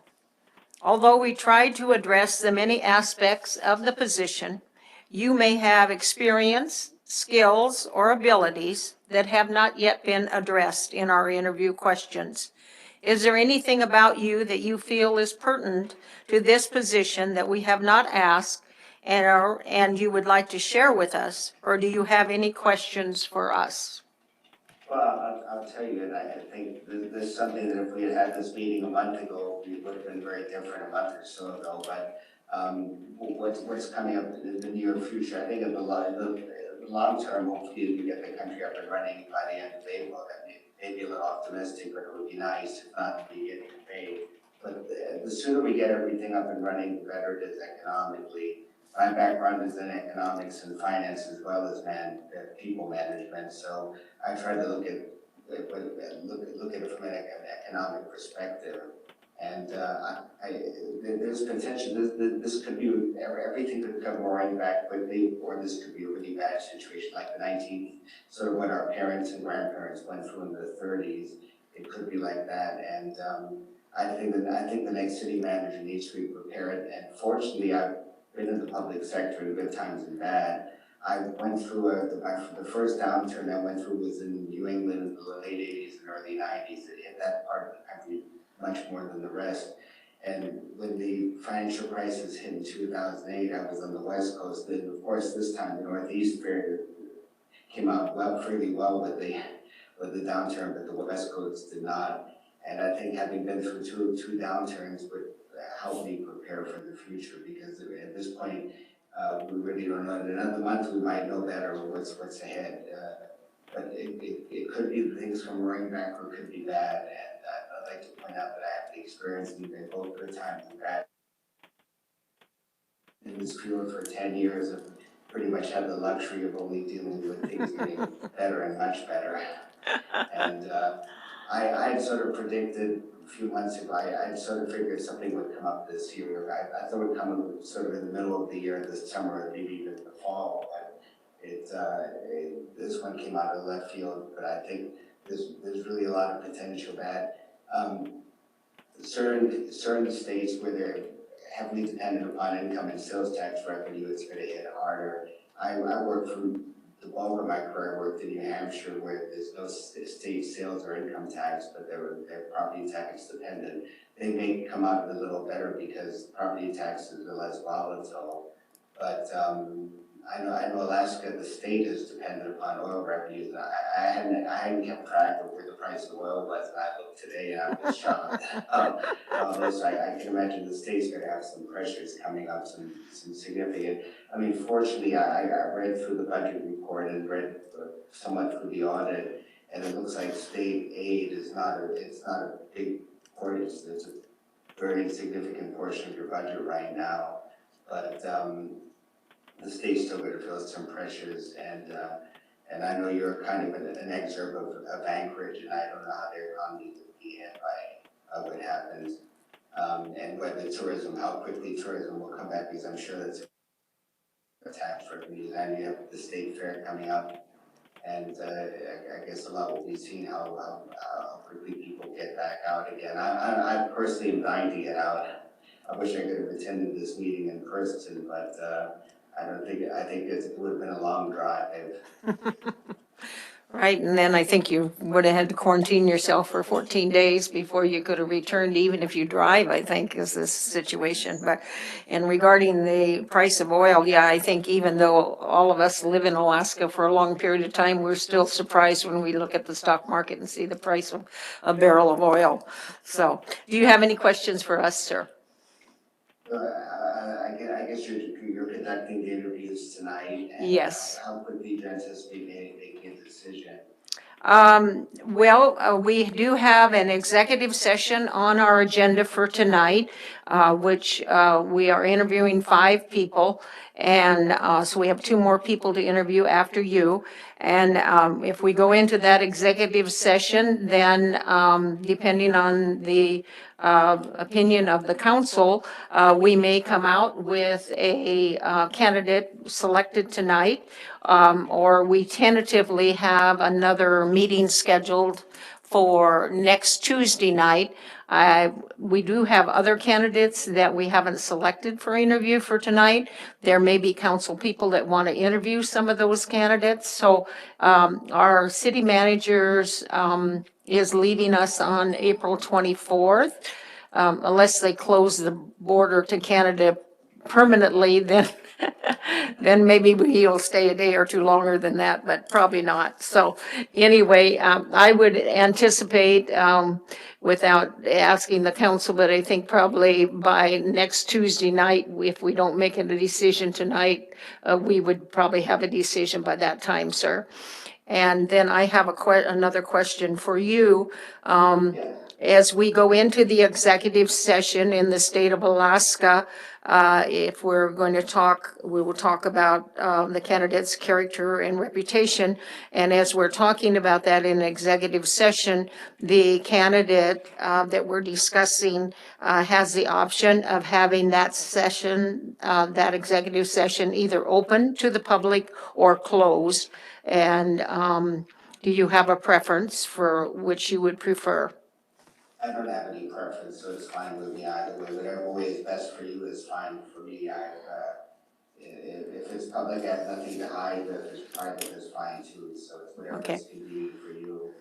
And actually, if I could add one thing, I know I don't know who my competitors or my colleagues in this competition are, but not having any Alaska experience, I don't think is a drawback for me. I've done public sector work in 8 different states. And in fact, probably the best years of my life so far were the years I spent in New Hampshire, where summer lasted about 2 weeks, probably very similar to your part of Alaska. In fact, there seem to be some similarities with the climate, except that New Hampshire is a lot wetter in the summer. And I would love the opportunity to. I know Mr. Wallace, from what I understand, has done a great job. It would be my pleasure to replace him. Yeah, he's leaving big shoes to fill, and we're regrettably allowing him to move out of our town. So, but He may be allowed out of the state either, you never know. yeah. Anything else you would like to add, sir, before we tell you good night? No, not unless you have any other questions. I hopefully been able to present. I have a lot. I've gotten to know your community pretty well in the last several days, and I've driven through it. I drove from Anchorage as far as Beaver Creek and up to the Fairbanks, Denali, and back to Anchorage. And I've been to Juneau, and I absolutely am in love with Alaska. I thought Anchorage was a great city, and really would love to have the opportunity to spend. I'm looking to commit at least 10 years, just to let you know. I think that's in my cover letter, but I'm looking for a long-term commitment. So thank you very much for your time tonight. I appreciate the opportunity. Thank you. We appreciate meeting you, and thank you for your interest in Palmer. And if you're not selected, hopefully you'll come visit sometime. So thank you and good night. Do that, but look forward to hearing back. Thank you very much. Thank you. Good night. Thank you. Okay, if I may, Madam Mayor? Yep. Okay, Wait till we get, I so- wanted to get him off. Okay. Thank you. So Okay. we will leave the council members here on Zoom. Uh-huh. So the next 2 candidates who are planning on being present here in Okay. the council chambers will be able to see them. I will move the camera, just to like be on when the Eugene candidate. spoke. So it'll be on the candidate, so that the members who are on Zoom, Can see Who's the that? candidate. why is he still on? Just one other question. Have we heard anything from Councilman Best at all? Has he texted or anything? No. Okay. I'm trying to get him, you're right, why is he off? No, I have not received anything Okay. or by email. Okay, Okay, so thank you. before we bring in the next, let's remove him. Oh, you've got, okay, just took a little bit. So, Okay, We want to go to the see. so he is here. Okay, Oh, he's in the ball. Oh, yeah, and then I can position this to him, okay. and we're good to Thank go you, with sir. that. Mm, no. We're still in We're session. just getting the other candidate who's going to be in person. Okay, so 1, 2, 3, 4, 5, 6, okay. And, we are picking you up, Eugene, so thank you, sir, much appreciated. You're still getting sound, Mike? Okay. Attorney Gaddy, Mike Gaddy, are you on still? Yes, I am, Norma. Can you hear me? Yep, we can hear you, thank you. Thank you. This is like what Mike had said, Okay, it kind of just takes exactly Okay. what you say and brings it, if you don't like it, that's fine, but I just. no, wanted to thank you, so we thank you, have it thank for you. that. Good evening. So you're, the camera is right here? Camera's right there. Right there, this is where you're gonna, where they're picking up here, and then, obviously the rest of us are here in the room, so. We are live, everything is on, sound-wise, in order to catch you, we will, yeah, it has been clipped, but if you want to leave again, please feel free. I'll just, Yep, you absolutely. never know, if they say, can't hear you, That's right. I'm ready. I'm ready. And so in order to catch you, get you on the record and everyone to hear you, your microphone light, well, see, I'm not doing a good job either. Your microphone light will need to be lit and in red. And so if you want to turn that on, it's a little gray button at the bottom. Perfect, so now you are live. Everyone, can you hear us all? Thumbs up, thumbs up. We're good to go. Thank you, Madam Mayor. Good evening, welcome. Good Thank- evening, thank you. Thank you for applying for our city manager position. We have several questions that we would like to ask you. We'd like you to answer them in 3 to 4 minutes. One of the questions is pretty open-ended, so if you need additional time, feel free to use that. The first question is, describe your management style in supervising department directors and delegating responsibilities to them. Okay, Sir? number one. And it will turn on. Okay. First, thank you very much for this opportunity. I'm excited to be here. I would say I use all management styles depending on the employees and the situations I have. I have been doing this as a local government manager for 34 years. And coaching is very important. Direction is very important. And there's oftentimes, if you get the right folks in there to allow them to run and maneuver. I view my job as borough manager and city manager, where I've been in the past, it's to hire good people, give them the training and tools they need to do their job, and then as manager, knock down the roadblocks for them to do their job. And it takes a variety of different methods to do so, depending on the people and the situation. You had a part 2 to that, is that right, Mayor, to that question? Just supervising and delegating responsibilities. When you hire the right people and have the right people in place and give them the tools, I think delegation is extremely important. It allows you to be much more successful and have a much larger impact. If you keep everything close to your vest, then you really have the power of one. But if you have 6, 7, 8 department heads, then you multiply that with each person. What do you see as the role of city government in keeping the cost of government down while providing essential services to our citizens?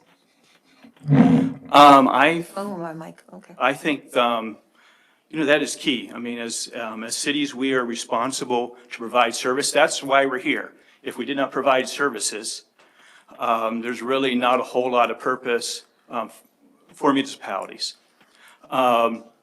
We should be an asset to our citizens and be able to allow them to be able to feel comfortable with what we're charging or getting value for the services we provide, and provide a really consistent basis for them. I think there's nothing worse to anybody in life if,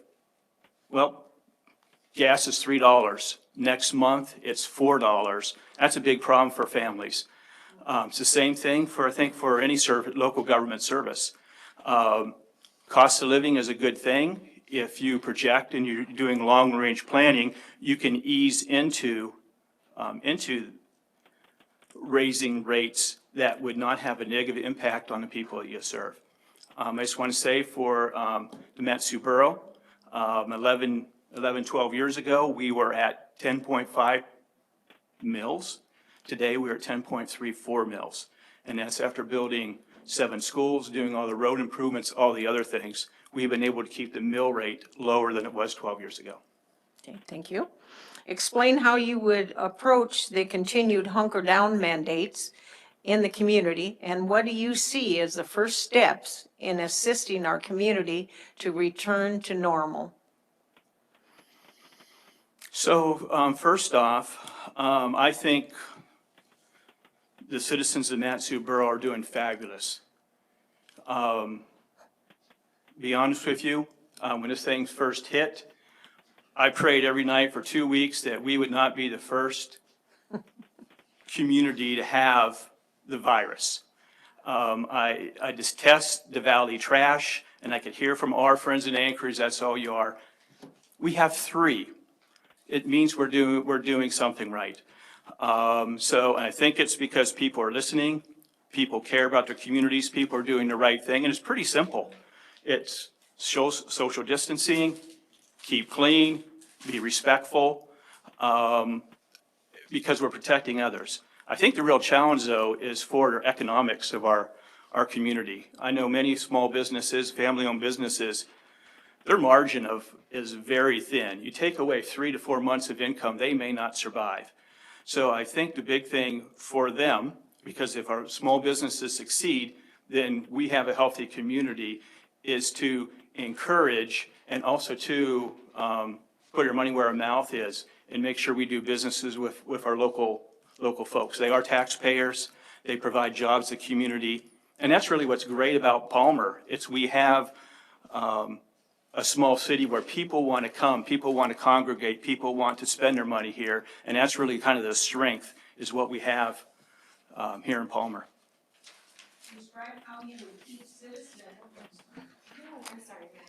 Describe how you would keep citizens well-informed about governmental matters, and how would you make sure citizens' views and concerns are properly received and addressed?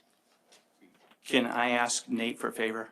Sure. Nate, can I have a small glass of water? Yeah, our apologies, sir. So would you like me to repeat the question?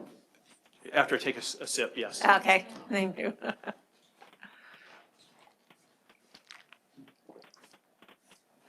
Yes, please repeat, Mayor. Okay. Describe how you would keep citizens well-informed about governmental matters, and how you would make sure citizens' views and concerns are properly received and addressed. I think you use the basic means possible to get the message out. You have the local paper. You have everybody's favorite Facebook, or not favorite. We have other methods. You have a website that's kept up to date. You have a newsletter. Also, too, I find it's very helpful to do scientific surveys that actually will give you the right answer you're looking for, not a loaded response. You know, what I'm saying is if you have, should Palmer have more parks, you're going to have more park people come out and fill out the survey and give you skewed, but if you have the hire company to do so. The question the thing I like to state, however, though, is if you're going to just do a survey and the citizens tell you this is what they want, you should follow that direction, or don't do the survey. I know I've never been in favor of doing surveys to try to hunt the answer that you want. I think you need to really seek the input of the public to really understand how they want you to represent them and do their business. Okay, thank you. Describe your previous experience working with state and federal legislators to acquire funding for key municipal projects. Okay, just a second here. So that is something I've had numerous experience with. If I can take a little time. Sure. First job, 24, out of grad school, was Clarion, Pennsylvania, as their manager. They told me I could do anything I want as long as I didn't spend any money.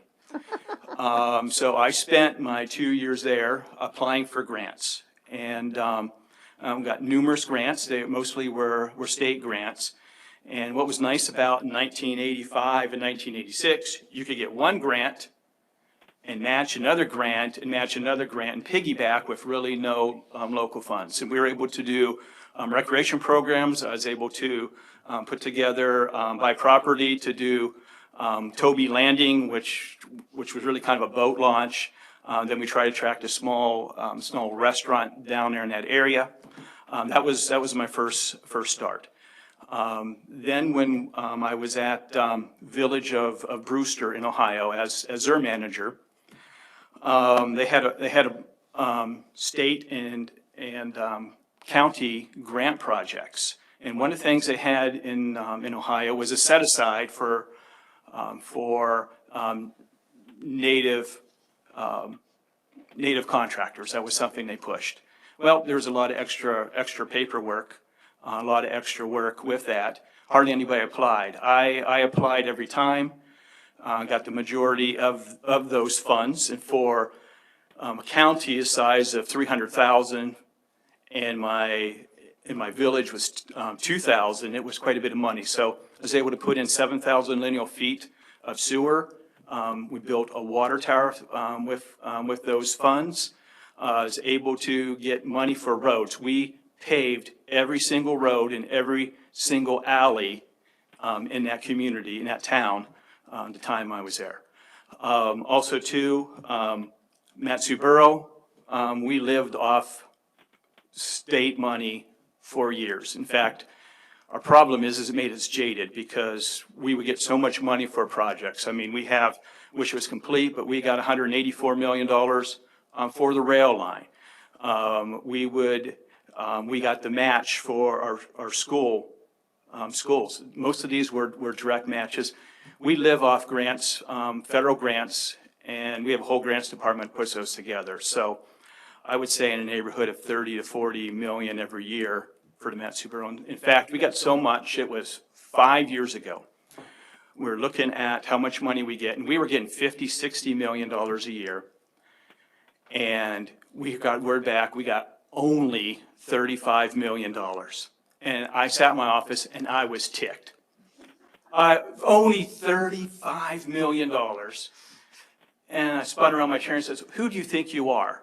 When I was back in Defiance, we get a $100,000 grant. We'd celebrate for a month. And here I was. So I think it's lots of perspective that things have changed at the state, but I think this is a perfect time for us to seek those fundings. State of Alaska is getting $1.3 billion from the federal government. They haven't developed a program. This is the perfect time to kind of line those up and go after that. Because $100,000, $200,000, $500,000 to Palmer means an awful lot, and to others it doesn't mean much. So I think there's a lot of opportunity. Good relationship with our federal delegation, Senator Murkowski, Sullivan, Representative Young, and the same with our local state legislators, in constant communication with them, and at times they can be very helpful. Thank you. You have devised a plan for a city project.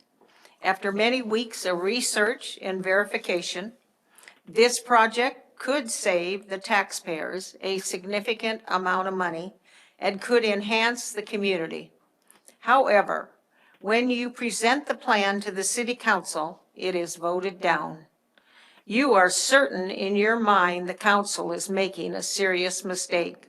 How would you handle this situation? Well, first off, I would say I didn't do a very good job explaining the need to the city council. There's importance on timing. And I think I would, in fact, I know I would go back, look at the project, look at what the concerns were, because hopefully there's communication so I know exactly why.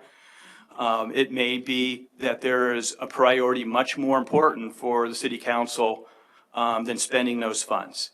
It may be that it is going to cause some political upheaval with them. It might not be very, very popular. So I believe. Linda Combs has joined. So I would examine that, and if it's that important, I would push forward. So, for example, I try never to take something to the city council or the Mat-Su Borough Assembly or county commissioners that I think is going to fail to begin with.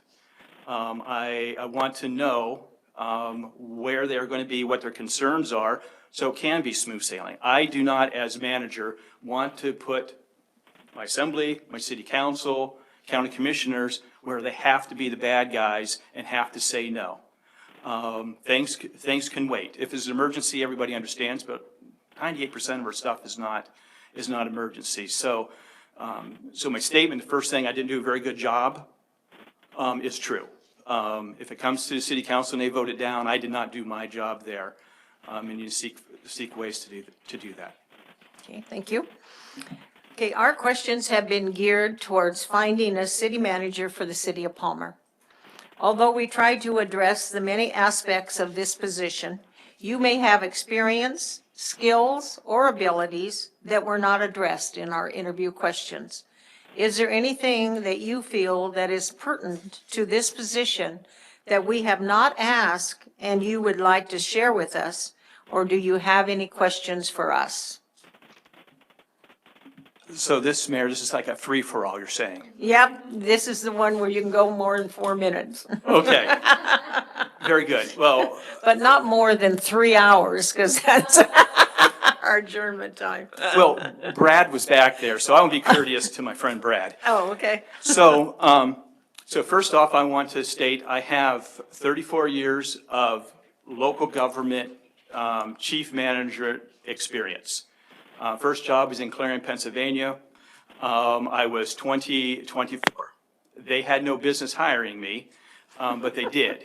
And the reason they did is because of my wife. And so let me kind of explain, because it's a good story, and I know this has probably been dry all night for you. So one of my qualities, especially being young, is pretty naive. I didn't know what I didn't know. Since I was 16, I know this is what I wanted to do when I realized that a 5'11", 110-pound white kid is not going to be the point guard for the New York Knicks. So hence, had interest in local government, city government. Didn't know anybody in it.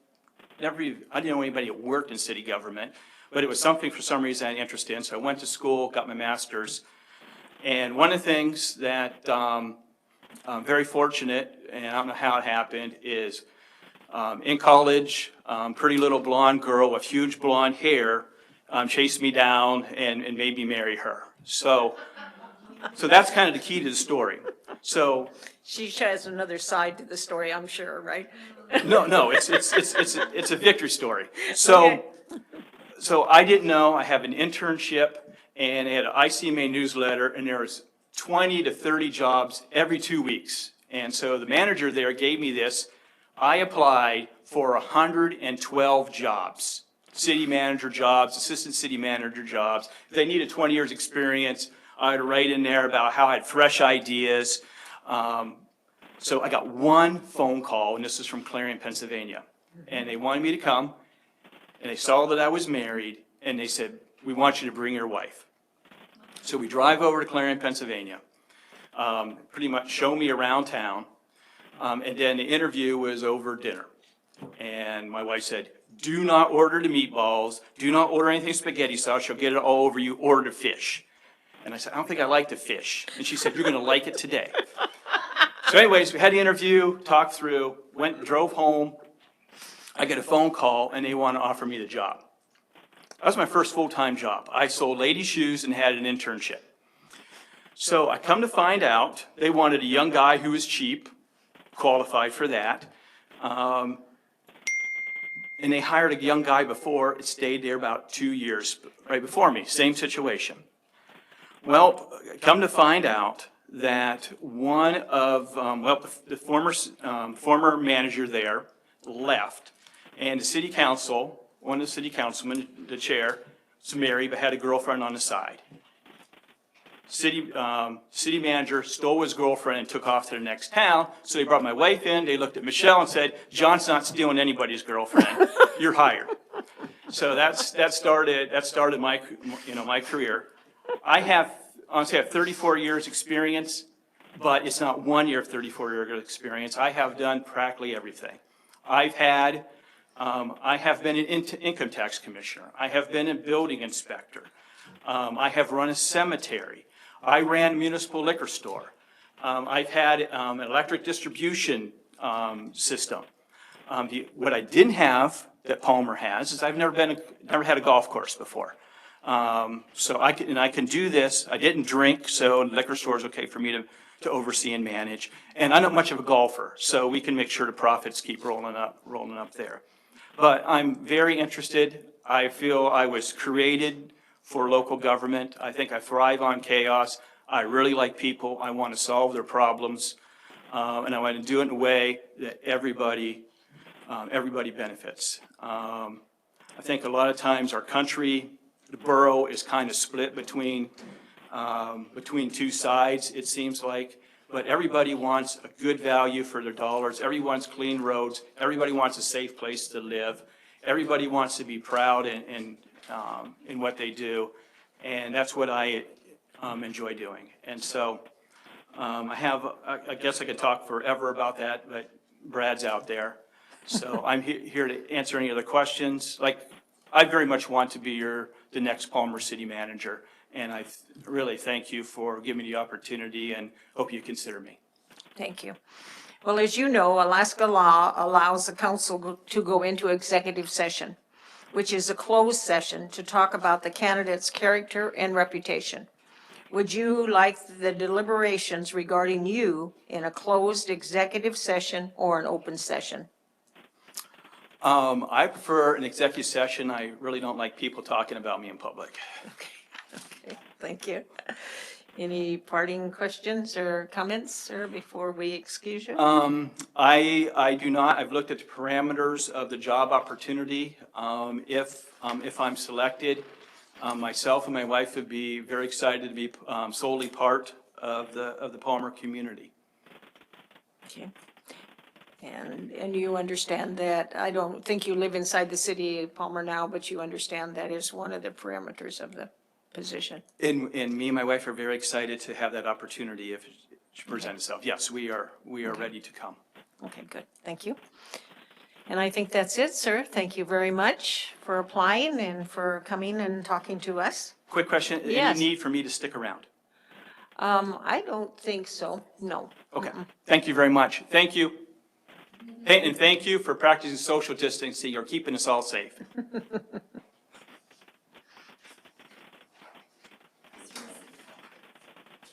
Okay. Yes. Yeah, HR will contact you if something comes up, we need you.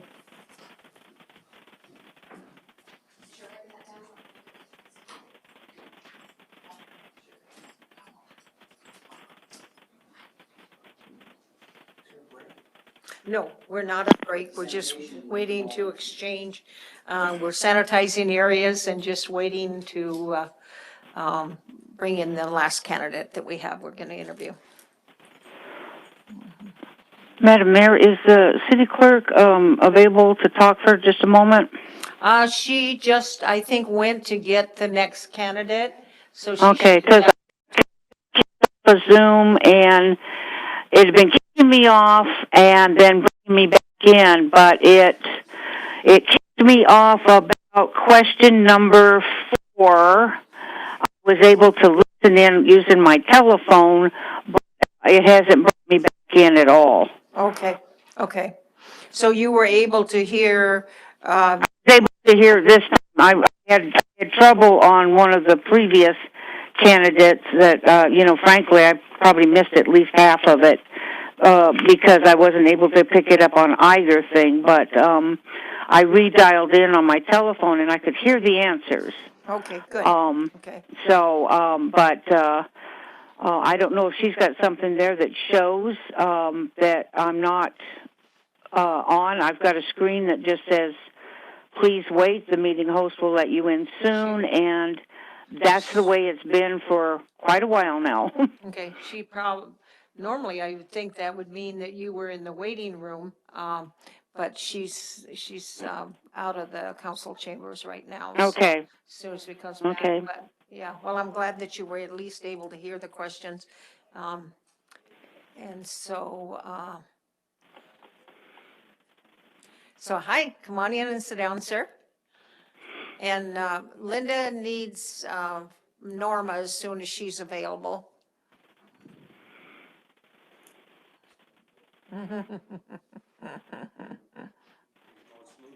Yeah, it is, yeah.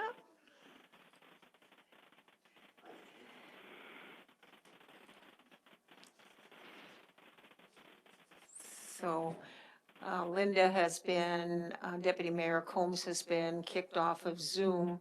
She has dialed in so she can hear us, but we're waiting for Norma to come and see if maybe Linda, the Deputy Mayor, is in the waiting room or something.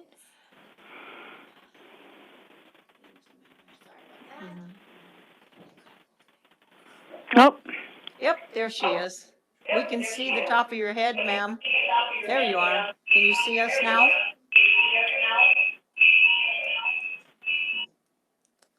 Deputy Mayor Combs, can you see us and hear us now? We see you. yes, I can. Okay, good. Okay.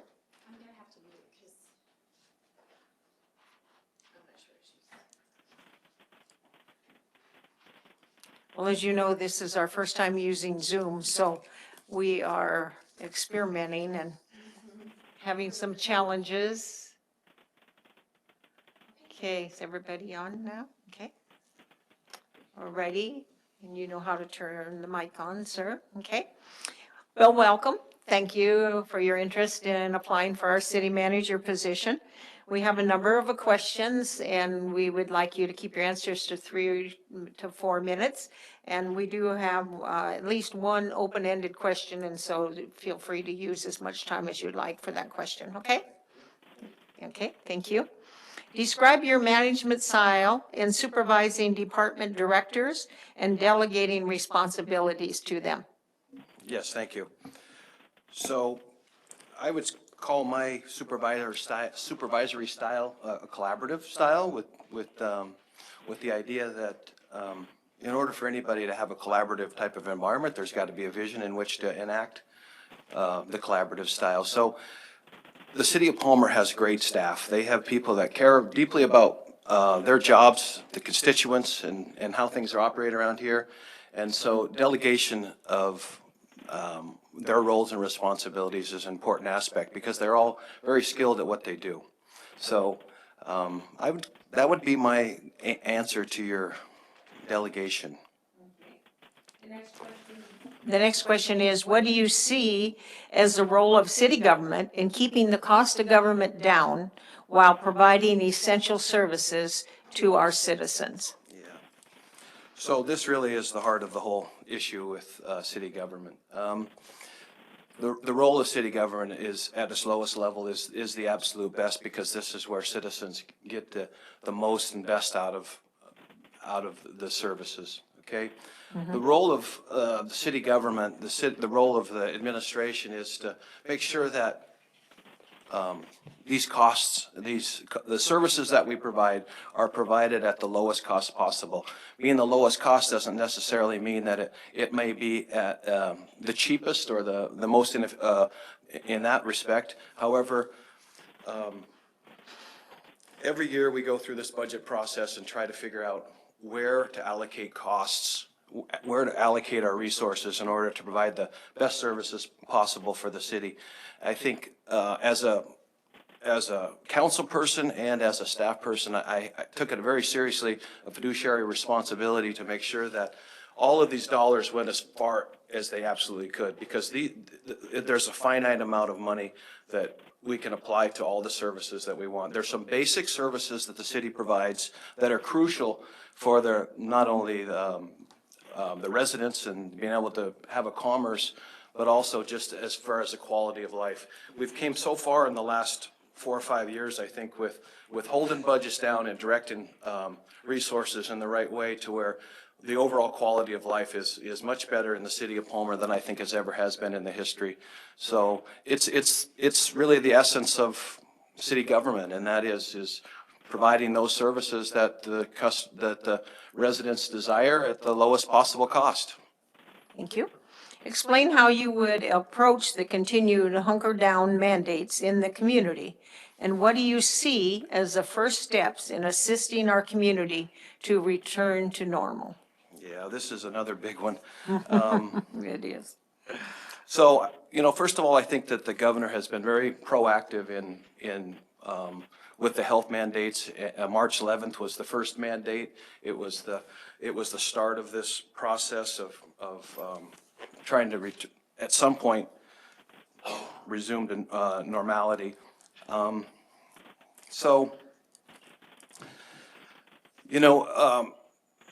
The federal government funds it, the state manages it, and the city government executes it. I think to date, we've done a very good job of, the city staff and Nate specifically has done a very good job of enacting the 12 mandates that the governor has put in place. And we're going to get through this, and things are going to be better in the end. However, the road there is going to be difficult.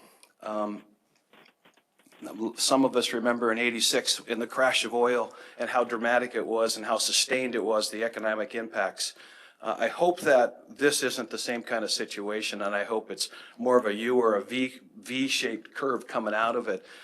Then it was an L shape. It lasted probably nearly a decade. But it's going to be critical that the city take an active role in trying to regain the wealth in downtown Palmer. Again, the last 4, 5, 6 years, massive amounts of private money have came into downtown and really revitalized downtown. And it's a jewel, a gem of an area.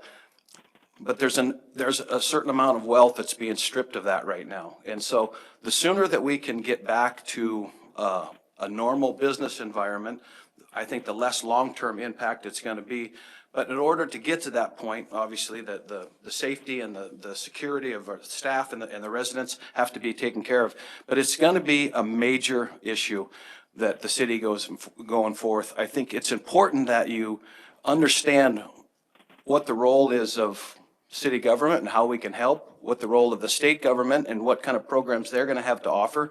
Likewise, the federal government, but also an understanding and a belief in from the city administration on what it takes to move the thing forward. Like I said, in '86 was a major downturn. I was a part of investments in that time, and it was a struggle. And I understand what the people and the residents and the business owners are going to go through because I've been there. It takes a serious commitment on the part of the businesses and the residents to make it a better place. And it's going to be a tough time, especially considering that, we're not just talking about coronavirus. We're talking about tourism. We're talking about the price of oil. We're talking about all those things that has affected this economy. And so it's going to be a major task getting back on track. Thank you. Describe how you would keep citizens well informed about governmental matters and how you make sure citizens' views and concerns are properly received and addressed. So again, this is a great local government question. When I took over as a staff member for the planning and zoning and the Board of Economic Development, one of the things that we first started out was kind of a mini SWOT analysis of how we perceived and how we felt about downtown and Palmer in general, especially at the Board of Economic Development.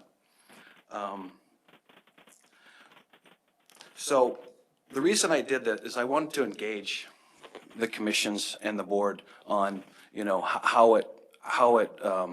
what the important elements for downtown, so we could all get on the same sheet of music. Likewise, when we did the area-wide plan for downtown Palmer, one of the main things that we wanted to do with the area-wide plan was to engage a number of stakeholders across a broad spectrum. Okay, and so we involved investors. We involved business owners, we involved real estate agents. We involved the general public, but most importantly, we involved the boards and commissions, including the council, to have input into this area-wide plan so that when it came to fruition, when we came with some concrete ideas, that people were engaged and they had participated in this process so that there was some attachment, there was some ownership to it. And I think that that has been some of the major problems with some of the studies that we've done in the past, is that there's kind of been a disconnect between the council and maybe staff doing some of these reports or other things. And so it's critical that the community is engaged. It's critical that boards and commissions are engaged, and it's critical that the city council is engaged with the mission and the vision that's set forth, because that's how you become successful. That's how you make things happen. If you don't go that extra step, then it really is kind of an exercise, because you don't get the type of ownership and the buy-in that you need to do tough initiatives, because that's what we're going to be faced with. Thank you. Describe your previous experience working with state and federal legislators to acquire funding for key municipal projects.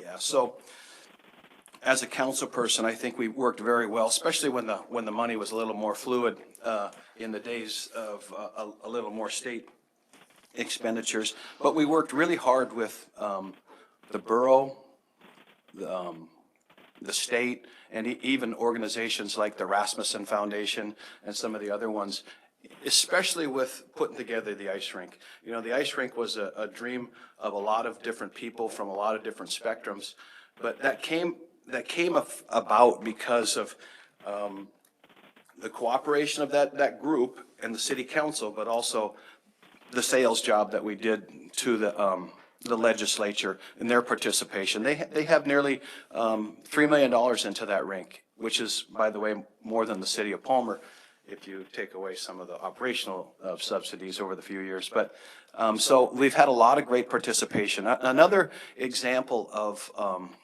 working with legislators and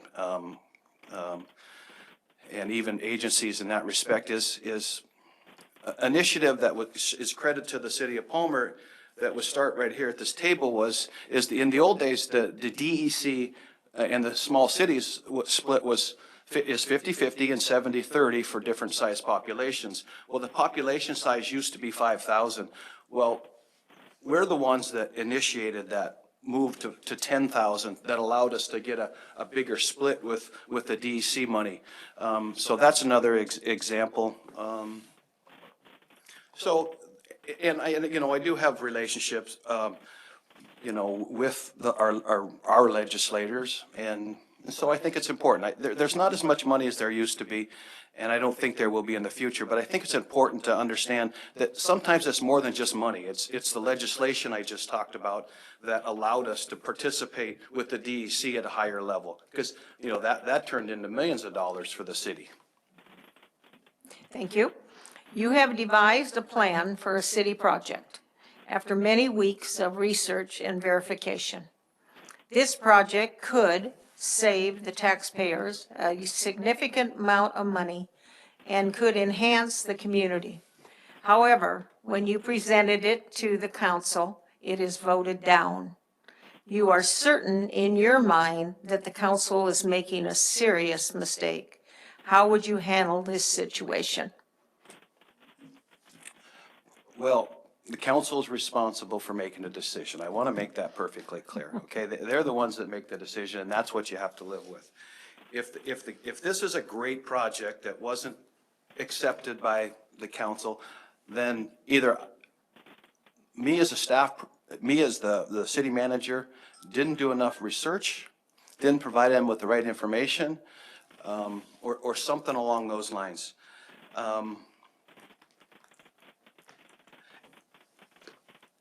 If it has a long-term effect, and I'll take a risk here because this is probably not the answer you would normally say, but if there's long-term fiscal impacts to the city and there's opportunities to really truthfully save money and make it a better place to live and deliver services better to the city, to the residents of the city, then I think that there needs to be some communication on it.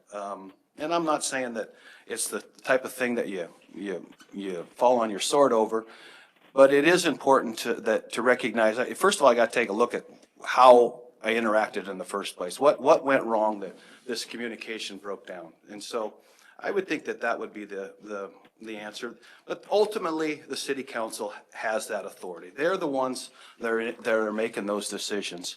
And so ultimately, it's their responsibility. Thank you. Our questions have been geared towards finding a city manager for the city of Palmer. Although we tried to address the many aspects of the position, you may have experience, skills, or abilities that were not addressed. Is there anything that you feel that is pertinent to this position that we have not asked and you would like to share with us? And also, do you have any questions for us? Yeah, thank you. You know, I think that there are a couple things that I just really want to add to this whole discussion, and that is, you know, I participated in this room for 27 years. I love this community. I've been a part of it. I've been on that side of the table, and I've been in the staff. I think that we've had a successful run in the last, you know, good bit of time. And I think the city of Palmer is really on the cusp of becoming one of the best cities in Alaska. And I would like to be a part of that success. In the last 2 years, we've had major economic development issues that we've dealt with. We redeveloped the Husky trailer plant. That's a major accomplishment. That thing sat for many years, underutilized, and we have a business in there that's going to be a worldwide company that's a manufacturer of highly desirable products. We have, in addition to those things, we've put in a new car wash that's a $6 million project. We've Triveris, you and us went to bat for Triveris. They had an issue with one of their placements of their buildings, and we made some appropriate modifications to the code that would allow them to be able to put a building in there. We relied on Title 15 rather than Title 17. Title 17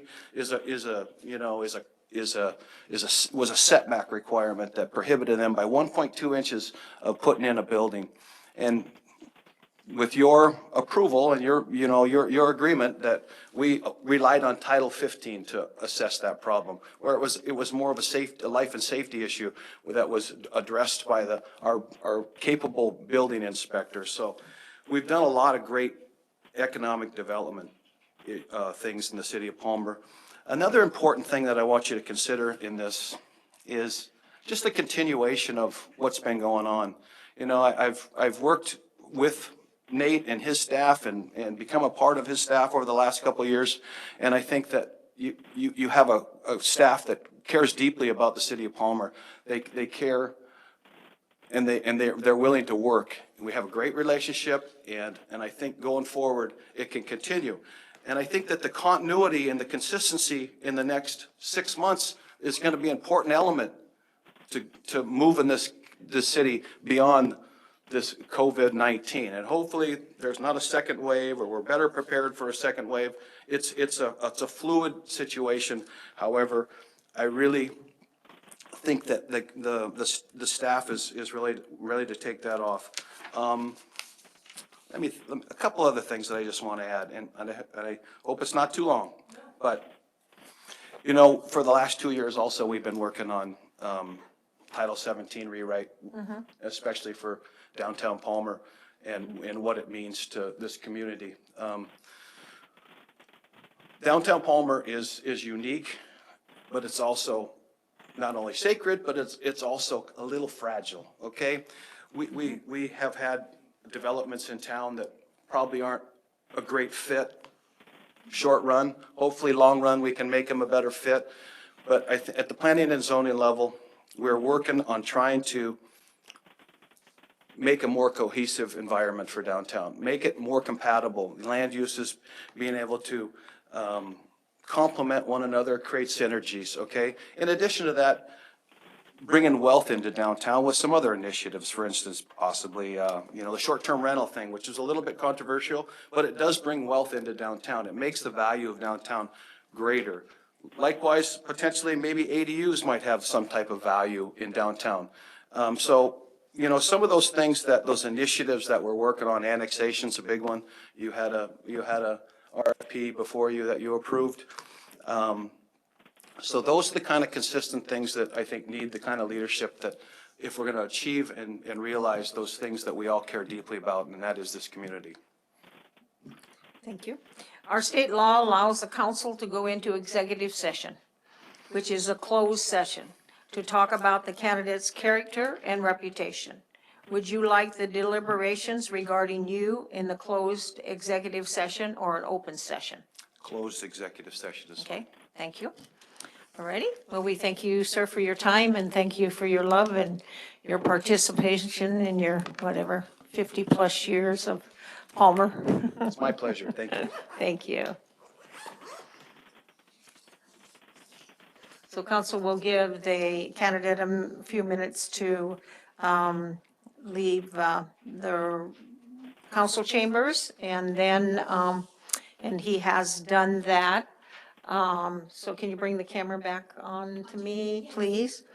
So I think the questions now before the council is, do you want to go into executive session? Do you want to interview any of the other applicants? I think you heard the decision from our attorney and our HR that in order to consider the two candidates without a degree, that we would have to interview the other candidates and or go out and re-advertise. So I'd like to have some input from the council or if you're ready to go into executive session, that motion.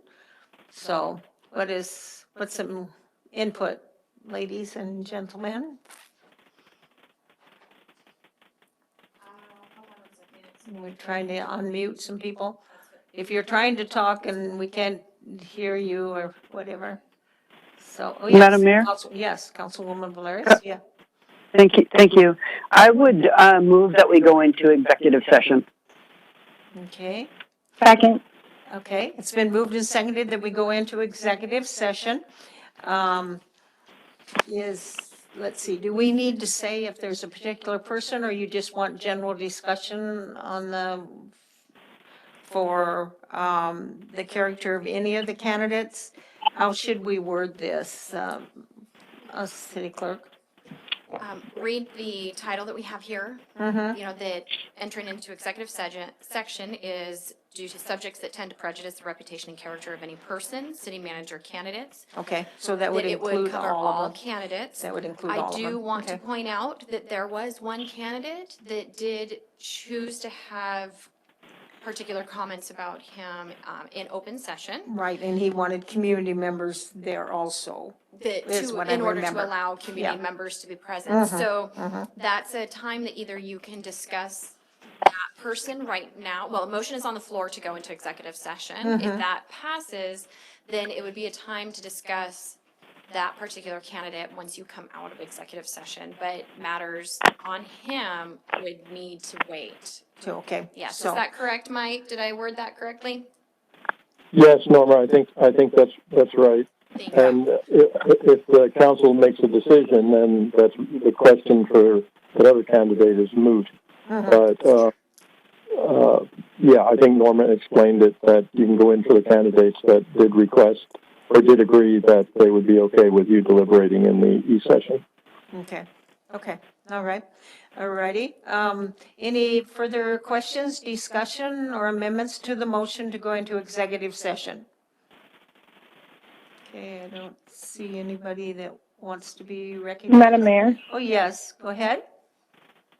will we be keeping the clerk and the manager in the room with us, or are they invited to stay, or do they have to go as well? I think that's a council decision, right, Mike? Yes, Madam Mayor. Also, whether you want me to be in there, that's up to you, the council, how they want to handle that. Okay, so would. I would prefer that they stay. Okay, all three, Councilwoman? Yeah, that's fine. Okay, all right.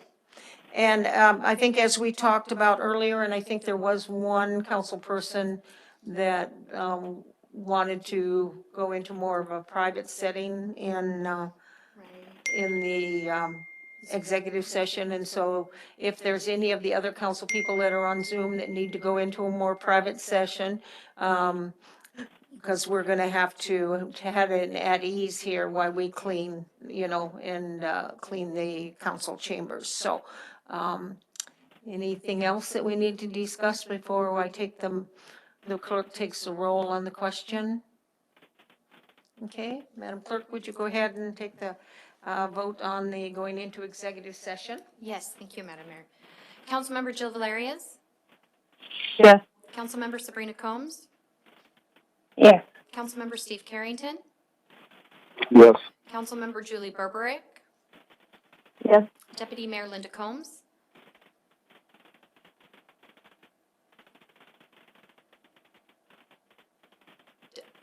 Hold on, let me unmute your Zoom, hold on. Maybe we can catch you on this one. Okay, Deputy Mayor Linda Combs, can you hear us?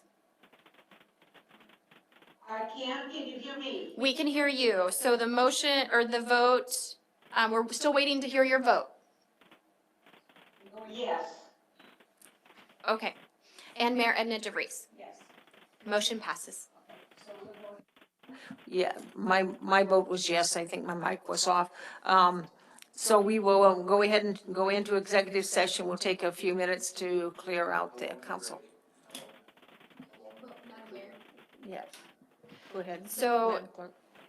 the public who is present can remain in the room until we actually enter into executive session. So for clarification, the break is to help allow for Radio Free Palmer to break down Okay. all of his stuff because he'll need to leave.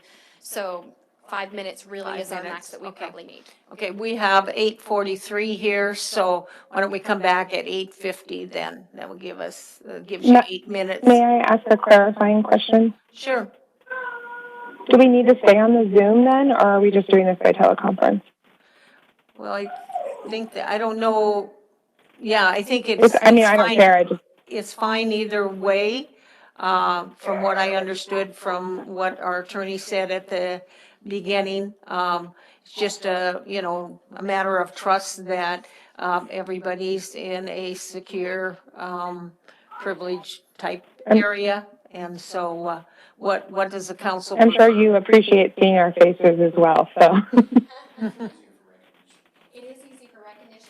Sorry, if I may, Madam Mayor? Sure. It is easy for recognition, and some of what we set up tonight with you being able to see the monitors, they can use their hand to be recognized through the Zoom system.